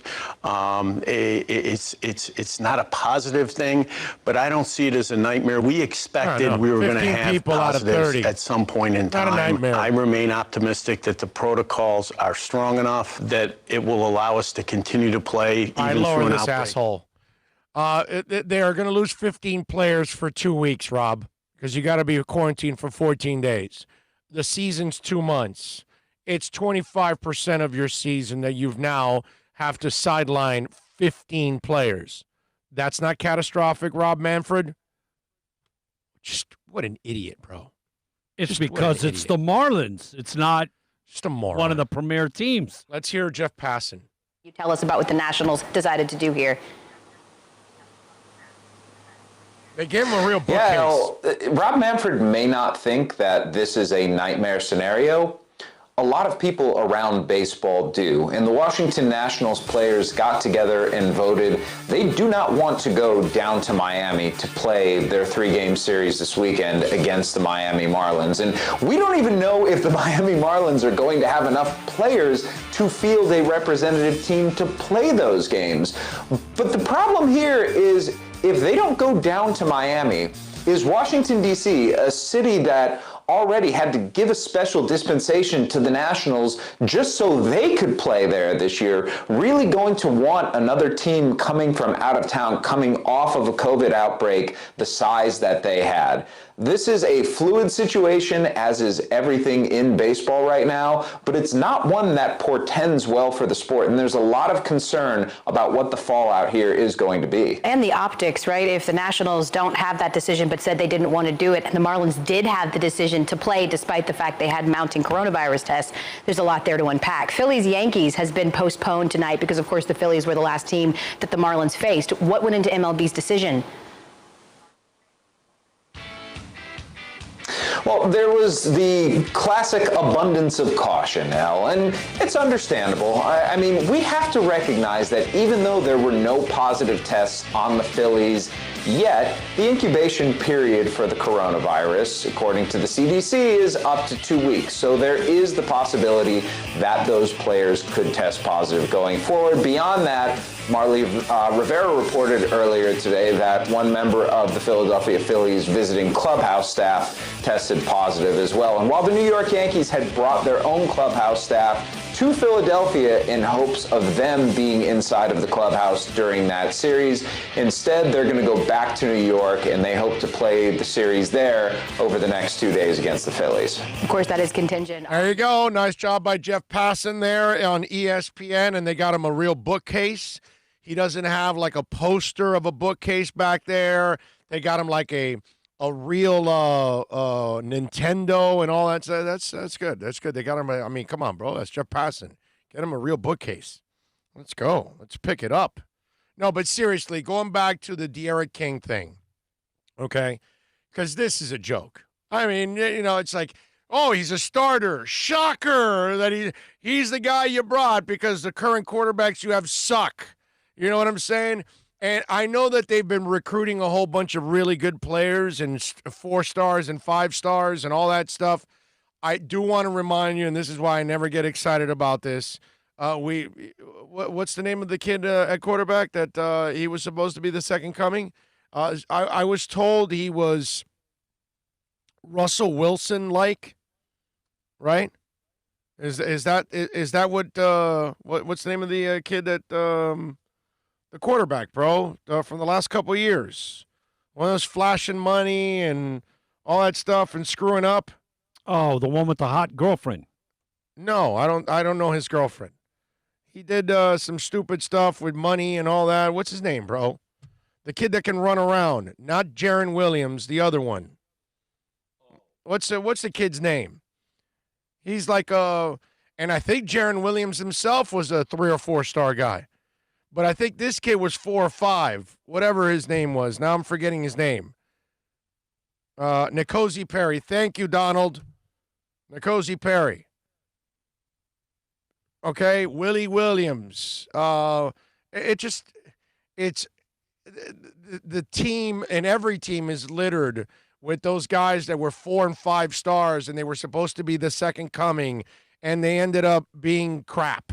Okay? All those Northwestern kids, remember that? Oh, they were supposed to really turn around the program, and none of them did. So relax. It's great that they got these guys that are 4 and 5, but don't already make them out to be stars because we don't know.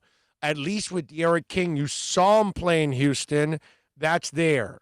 But all these other guys that they signed that are 4 and 5 stars and haven't played a lick, don't make it sound like these guys are the second coming and they're guaranteed to be stars.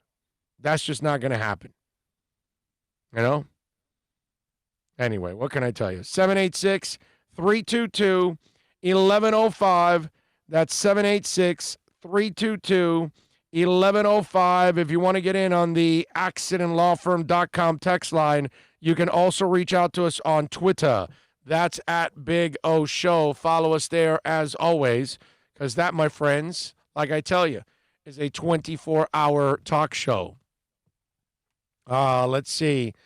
Veterans, Cook is entering the final year, so Dalvin Cook said in June he would hold out without extension, so he hasn't had an extension. And maybe he should opt out. The problem is he can't opt out either. He needs to play this season out, and that way he can get the tenure and then get to free agency, because that's probably what he wants. Manny has to prove he deserves this job. What do you think? I agree.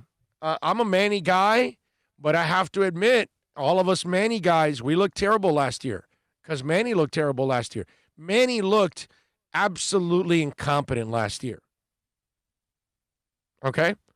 So, but he did everything right this offseason. I got to give him lots of love on that. He addressed everything, dude. So let's hope that he can now learn from his mistakes last year and the team will be better. I don't know. We'll see. But he's got a lot to prove. Jack says, I guess Anthony Fauci won't be throwing out any more first pitches. No, probably not. Or at least get him closer. That would be good. What are you talking about? 5 or 6 steps and an underhand toss? An underhand toss? Yeah, well, let him warm up a little bit. Man of 1,005 holds goes, Manfred sucks. If Kaepernick signs and boom, he gets COVID, se jodió. Yeah, it would be bad. If Patrick Mahomes was to say no play to the Chiefs, would be stuck in. Yep, they would. They would. Can you imagine? And after winning a Super Bowl, where you think, and you sign Chris Jones, so you feel like you have a shot at repeating again. And that's where you can't take any of that for granted. But that's the problem in a year like this, there's a good chance you're not even going to play out the season as it is. Too many people counting on vaccines as a savior. There will be a lot of people that won't get vaccinated out of trust issues. I'm not going to get a vaccine early on. I have no plans on getting a vaccine early on. I'll let everybody else be a guinea pig for the vaccine for months. I'm not touching that vaccine for a while. Okay? So whenever it comes out, at least 6 months to a year, I'll wait for me to take the vaccine. I got to see how people react and how it all works out. And I don't like the fact that we're rushing to get to this thing. You see that one lab's on phase 3. I know. Yeah, and I just don't buy that. I'm sorry. And that's why I won't trust it. So I'll wait for other people to be the guinea pigs and let them do it. My situation. I'll just stay. If this has worked for me so far, okay, washing my hands, wearing masks, I don't mind, dude. I adjust. I'll get a cool mask, and I'm ready to go, dude. F it. I will adjust. I got 5 stents in my heart. I got to be smart about this. So I'm one of those that is not going to go with the vaccine right away. My situation with my white cells, I don't have a choice. I can't take it. Wow. I'd have to be told by my doctor that I can, because my white cells would freak out and, maybe attack me. Yeah. So I think a lot of people are going to be like me, that they're not going to go for the vaccine right away. So tell us about the shirt, Big O. Oh, this is, I saw Roger Daltrey a few years back, and in concert with his own band. And he did some solo stuff, some Who stuff. I think I saw him at the Hard Rock, I believe. This concert was at the Hard Rock. So, yeah, just a little Roger Daltrey action. That's all. No big deal. That's it. Not Who, Roger alone. There was no Pete Townsend in that band. He did have, I think he had the bassist that tours with the Who, but not Pete Townsend. I want to say that's what it was that day. If anybody went, maybe you know what I'm talking about. And it was cool. Tommy says, Tommy from Hialeah says, I agree with you on vaccine. Not in a hurry to get one. I don't trust it to rush for my liking. Yeah, I mean, that's the only way to look at it for me. I just would rather wait a little bit, and as long as I can stay, healthy this way, more than anything else is live music. Okay? Sports doesn't kill me that I don't see it live. I can watch it on television and I'm fine. You know what I mean? I like going to a live sporting television. I get to rewind and pause and go over things and take notes and all that I can't do normally, because I'm always working, because every game for me is a job in a way. You know what I mean? For a lot of you, a game is not a job. It's just fun, and you have your beer and nobody's going to ask you about it. You know what I mean? But in my case, I'm going to be asked about it. I'm going to be asked to talk about it, opine on it, break it down, all that. So I got to pay attention. I got to pay attention a little differently than everybody else.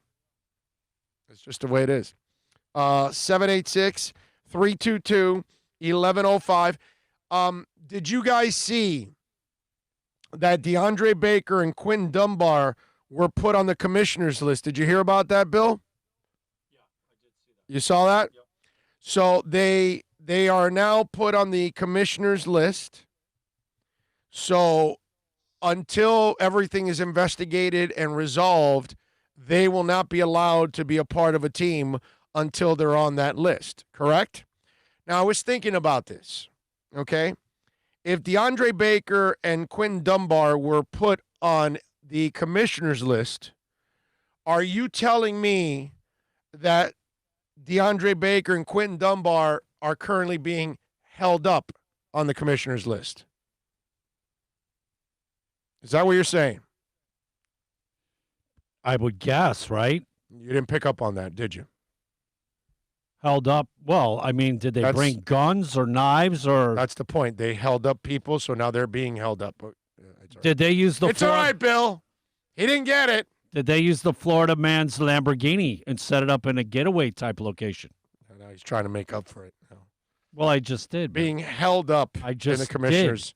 Developing story. Give me some ESPN. The latest round of COVID testing, that according to sources to ESPN and multiple reports. ESPN has confirmed that a member of the Phillies visiting clubhouse personnel staff did test positive, but that was a part of previous round of testing. The Phillies game tonight, the home game against the Yankees, has been postponed, though, for cautionary reasons. So 4 more Marlins have tested positive for coronavirus. That brings their total to 7. All right, nothing new there. There's nothing new there. All right, let's start off hour number 3. We'll take a break. We'll come back on the other side. If you want to get in, 786-322-1105. If you want to get in, 786-322-1105. If you want to get in on the text line. Let's take a quick break. We'll come back. Hour numero 3 starts next.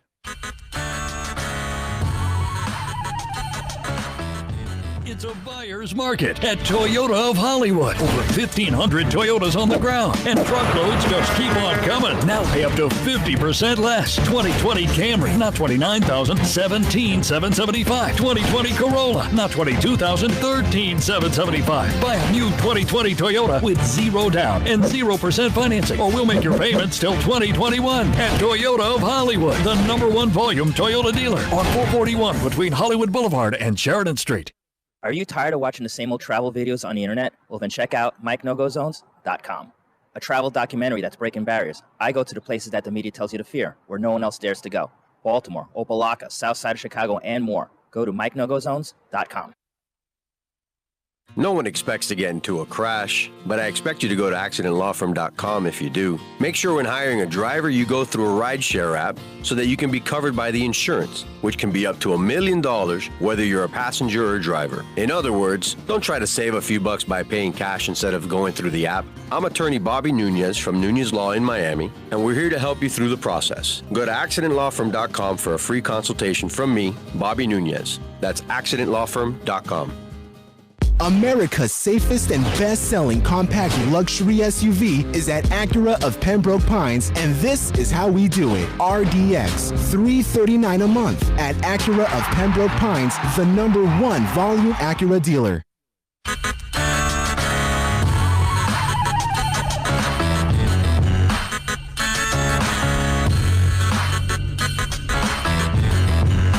This is the Big O Show. This is the Big O Show. This is the Big O Show.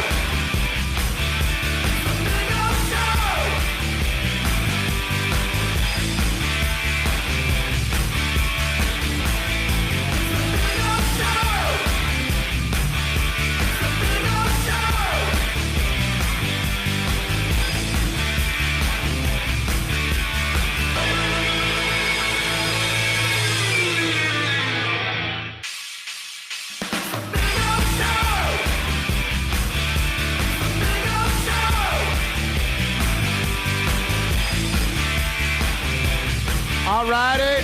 Seeing the Zion Williamson is expected back with his team tomorrow, so he'll be rejoining them. I saw this story. I'm reading this story. Did you know that apparently they have found out that Trump invited himself to pitch for the Yankees? He was jealous of the attention that Fauci was getting. So apparently, per the report, Trump was so bothered by the attention Fauci was getting in the lead up to his first pitch at Nationals Park on opening day that he informed his staffers to call the Yankees to get him on the mound. The New York Times says both the Yanks and the White House personnel were surprised by Trump's wishes and never officially locked in a date despite Trump saying they had. Of course, Donald, who reportedly already booked somewhere else August 15th, pulled out of the event just days after the announcement, saying in his tweet his focus on the coronavirus wouldn't allow him to make it. Trump added, "We will make it later in the season." So how about that? So what Trump, a petty, childish. Well, it's Trump, man. What do you expect? What do you expect? So he was jealous that Fauci was getting the attention, so he had to go. I got to tell you, there's a part of me that wants to see him out on the mound because I think it's going to be a disaster. And so, that in itself, if you're going to 50 Cent the thing, then let's go, bro. Then let's go. If you're going to look foolish, I got no problem with that. Let's go. Go ahead, Trumpy. Let's try. The dude had to invite himself. That would make sense because the team inviting a president, you kind of would tie yourself to a side or something, and this climate, it's so bad, and he is doing so terrible right now, in the likability factor. So that may not be good PR for anybody to bring the guy on. Pat Mahomes, he's going to make $500 million over the next 10 years. So now he is the king of Kansas City, as you all know. He is also now a part owner of the Royals. Just weeks after inking the 10-year, $503 million deal, Mahomes is now in business with the city's Major League Baseball franchise.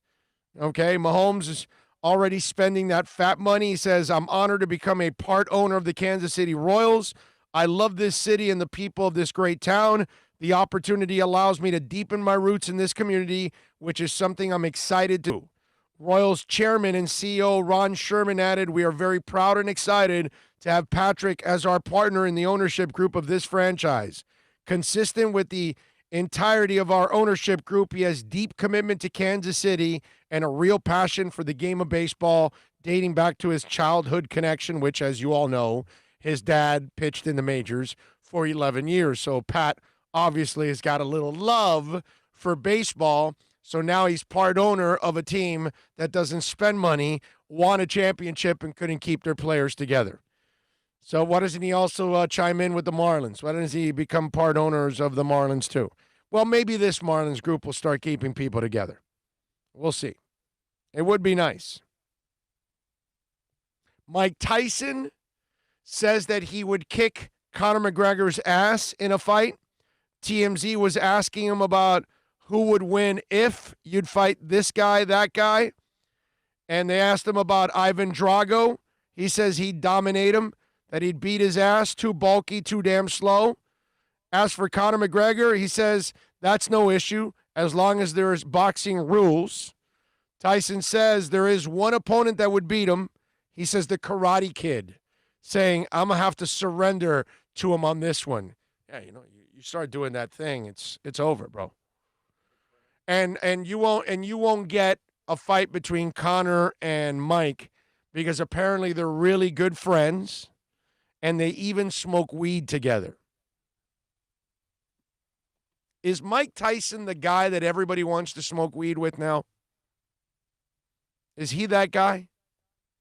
Who's the open, known pothead that people want to smoke with? Like back in the 70s, it would have been Cheech and Chong, right? The 80s, I don't know, man. Maybe Richard Pryor, but he's smoking crack, not weed. I think who was the Jeff Spicoli. You'd want to smoke with Jeff Spicoli, man. Yeah, but that's just a character. That's not like the real thing. You know what I'm saying? Supposedly when, off the set, those guys were like, we're the surfers. They didn't hang out with the rest of the crew and the group. They had their own little clique. Him and Eric Stoltz, obviously. Yeah, but it's Sean Penn. I don't know if I want to smoke with Sean Penn. Ozzy Osbourne, 80s. You get a little trail of ants and you get special activity. Cheech and Chong. Snoop Dogg is 90s. Rosendo. Right? Got to go Snoop Dogg in the 90s. Who's my 80s? Who's the 80s pothead, open pothead that you knew that you would smoke with? Seth Rogen is now. Okay, so now it's Seth Rogen. It's, what's this guy's name with the big podcast?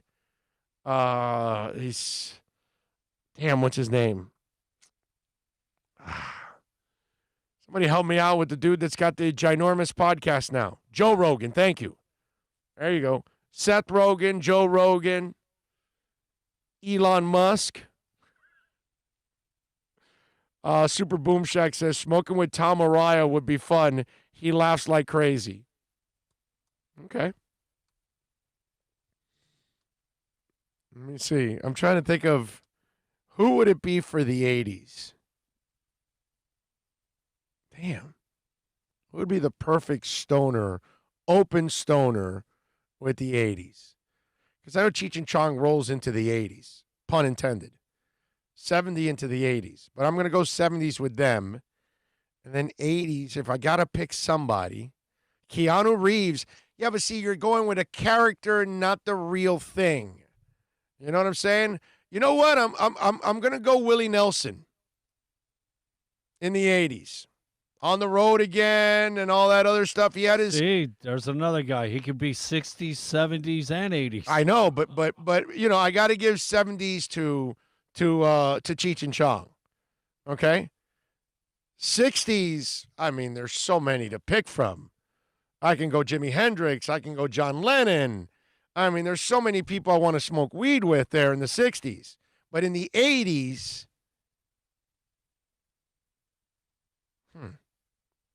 Bob Marley. Wow, that's good. That's good. Uncle Luke. How about just go to the Whiskey a Go-Go in the 60s, 70s, and just whatever band's there, that's what I'm smoking with. Yeah, whoever's there. 60s is loaded. Tom Petty is good for the 80s. I like that. I like that a lot. That's a really good one, James, for the 80s. Tom Petty. I like that one. That one's not bad because that's real. It's not a character, like Keanu Reeves is a character and Sean Penn is a character. They're not real people. They're not, they may smoke, but they're not known like these guys are known for smoking, Don't stop, get it. Eric Clapton, slow hand. Not bad. Yeah, Willie Nelson might be my 80s guy. Since he had a couple of, famous pop hits. He got out of that country mode and crossed over into pop with On the Road Again and To All the Girls and all that with Iglesias. So I'll go Willie Nelson in the 80s. How about the guy that is crazy, that didn't do drugs, has never done drugs? Let's get him on drugs. Ted Nugent? Exactly. Okay. I knew you were going there. Once you said he's crazy and he's never done drugs, it's Ted Nugent. And you're like amazed that he's not. It's like, you haven't done. Really a good thing he probably hasn't done drugs. Yeah, it's like, wow. Although maybe he goes more sane if he smokes. I don't know. He needs to, that guy's out there. He is definitely out there. All right, 786-322-1105. If you want to get in on the accidentlawfirm.com text line, you can also reach out to us on Twitter. That's at Big O Show. Follow us there as always. Did you see the disgusting story with Dana Stubblefield? the former 49er defensive lineman, he was found guilty of rape. Now, rape is disgusting, okay? Listen to this. Stubblefield was found guilty of raping a mentally disabled woman stemming from a 2015 incident. He now faces up to life in prison. He's 49 years old, arrested back in May of 2016 when he raped a woman he found on a babysitting website and then invited to his Santa Clara home for a job interview. Stubblefield had argued the sex was consensual and claimed he can prove it with a lie detector test. Initially, he was hit with 5 felonies. Back in January of 2018, prosecutors uncovered evidence they believe proves Stubblefield used a gun to commit the alleged rape. Bail was revoked, and he was remanded back into custody. He spent the next several weeks locked up in Santa Clara County Jail. Case ultimately went to a jury on Monday following a 9-month trial. Stubblefield was formally convicted of forcible rape while using a gun. He now faces 15 years to life in prison. This is as disgusting an act as any human can actually commit. And I hope they castrate the sumbitch, and I hope they throw him into jail forever. There are no years that are enough. He needs to be in jail if you can't juice him, which in a perfect world, killing this guy would be perfect, okay? Put him in an electric chair and just juice his ass. That would be the perfect thing for this guy. But castrate his ass and make sure you jail him for the rest of his life. That's what you do to a guy like that. Ugh, my Lord, man. Charlie Sheen. Yeah, but Charlie Sheen is a little stronger than weed, NorCal. Charlie Sheen will get you killed. You know, you can smoke a joint or two and you're fine. Ice Cube's pretty good. Back in the day, I don't know if Ice Cube is still a stoner. Some tells me he was smoking plenty of weed back in the day in the 80s. But now, I don't know, he's a corporate dude, all that stuff. He might be a little bit cleaned up now at this point. Ooh, Tommy and Hialeah, John Lennon and Yoko.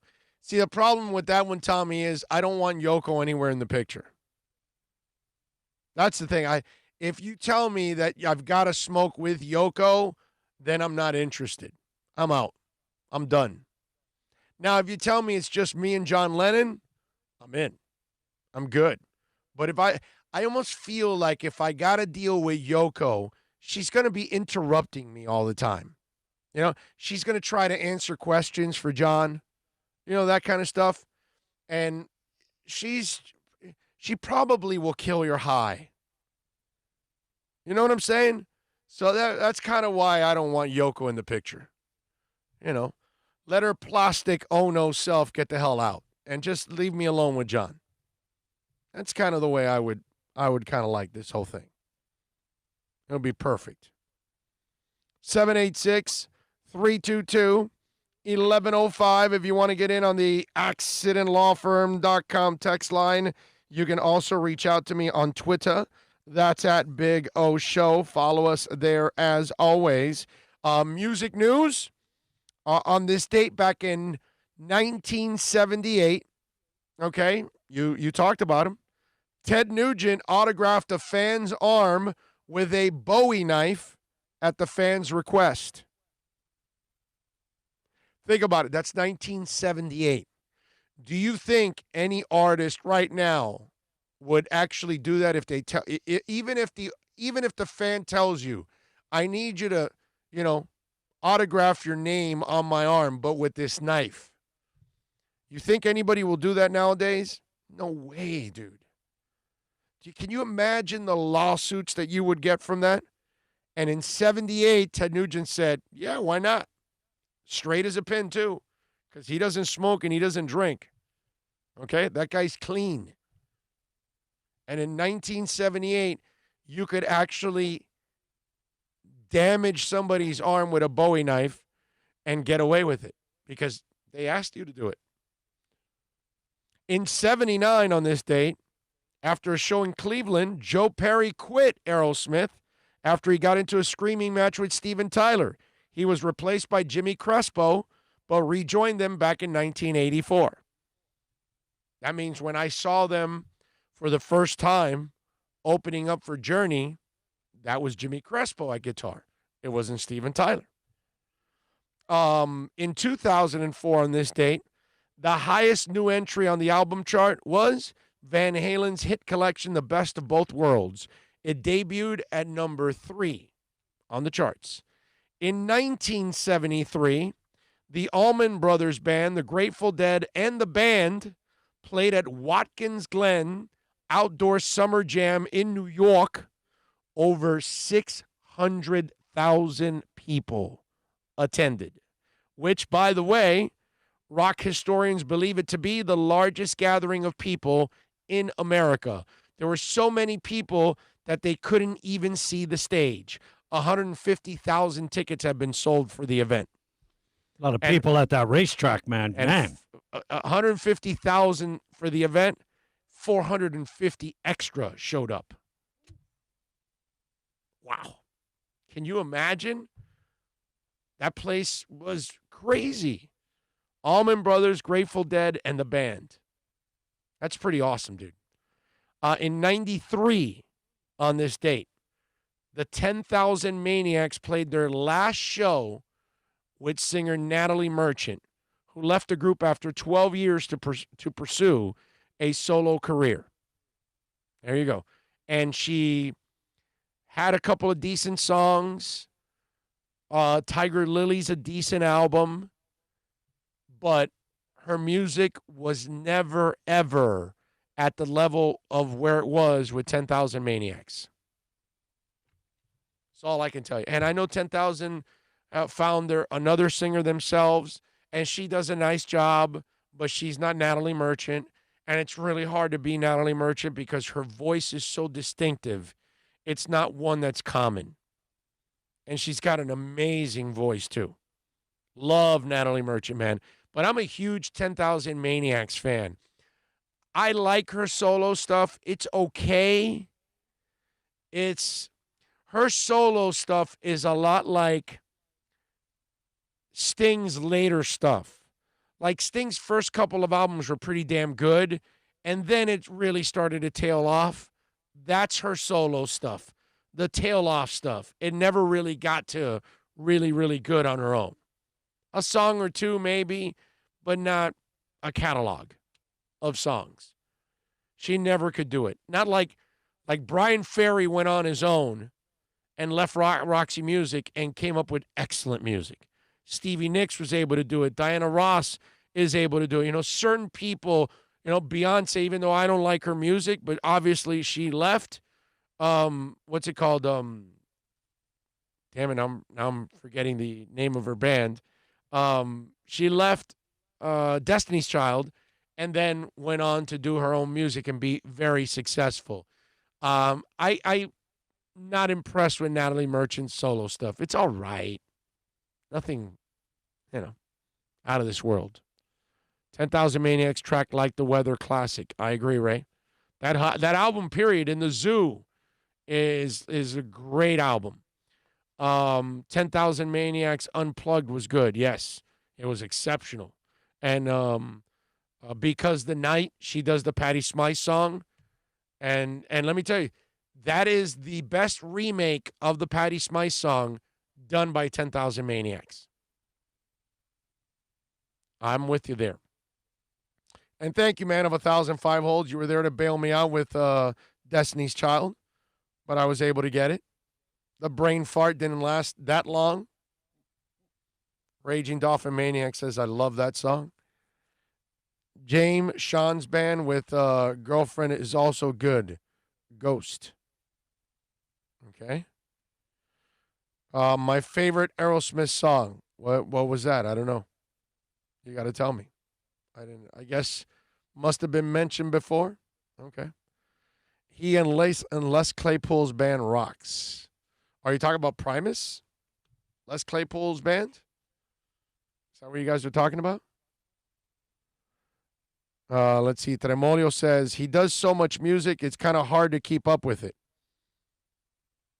I don't know. What are we talking about here? That's you. He's probably talking about you. I don't know. Maybe. Or maybe sometimes they're into another conversation I join in, and then I don't know what the hell I'm doing. You know? It's one of those, like, I'm trying to figure it out. What the hell is going on? Let's see. What else do we have in a little music news here for you all that we can talk about?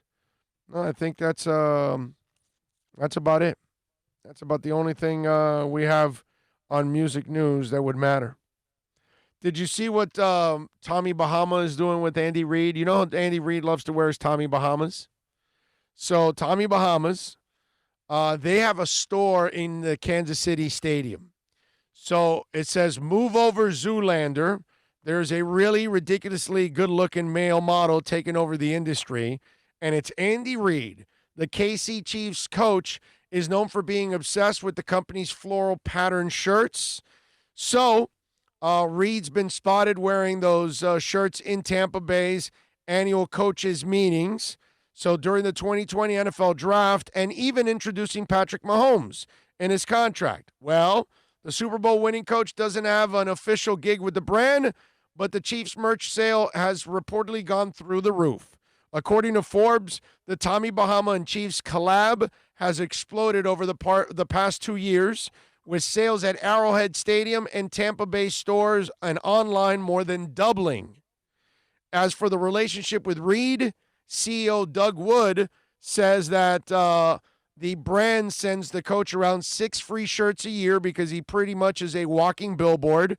We try to keep him as current as possible because whatever he's wearing, people want to buy. It's been a really amazing thing for us. He just kind of took over as one of our spokespeople without us knowing he was a spokesperson. So how about that? So Andy Reid, and you know Andy Reid is probably like loving the freebies, and he's like just like a regular guy and just styling his Tommy Bahamas. And listen, they're comfortable shirts. What the hell? I don't have one. But, I mean, I wouldn't be opposed to wearing a Tommy Bahama shirt. Is there something wrong? Is it uncool to wear a Tommy Bahama shirt? I wonder. Are you labeled like an old white dude if you wear is that what it is? A Tommy Bahama is old white dudes?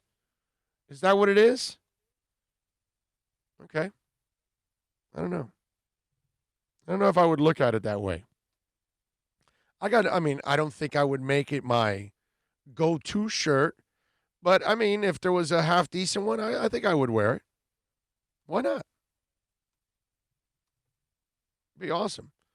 Big O, check out this Swedish band called Galpa. It's like Black Sabbath fronted by Bjork.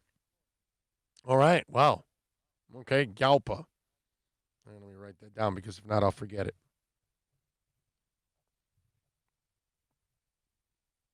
All right. I got it down. I got to remember now to check it out sometime after the show. I love it. Herman says, Andy Reid is a great coach. Yes, there's no doubt about that, man. He is one of the more innovative minds that we have in the game. No doubt about that, dude. We're watching Parma now. What do we got here?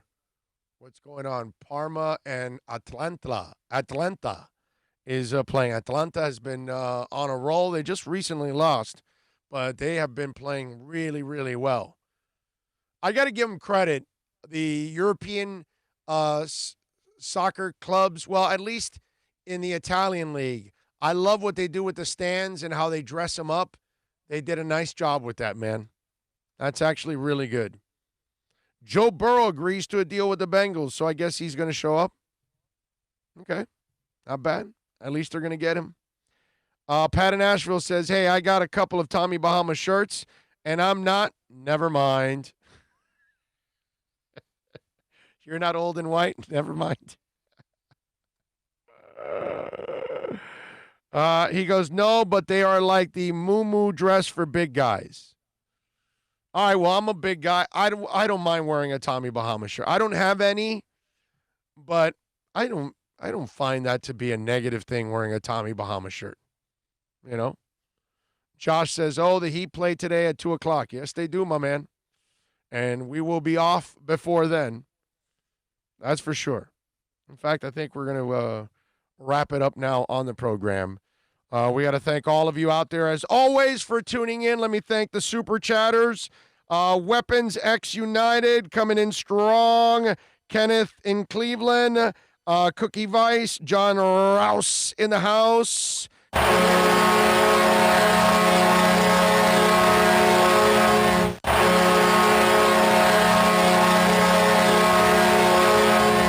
All right, there, and I just see Dalvin Cook reported on time to Vikings camp to get his first COVID-19 test per Courtney R. Cronin.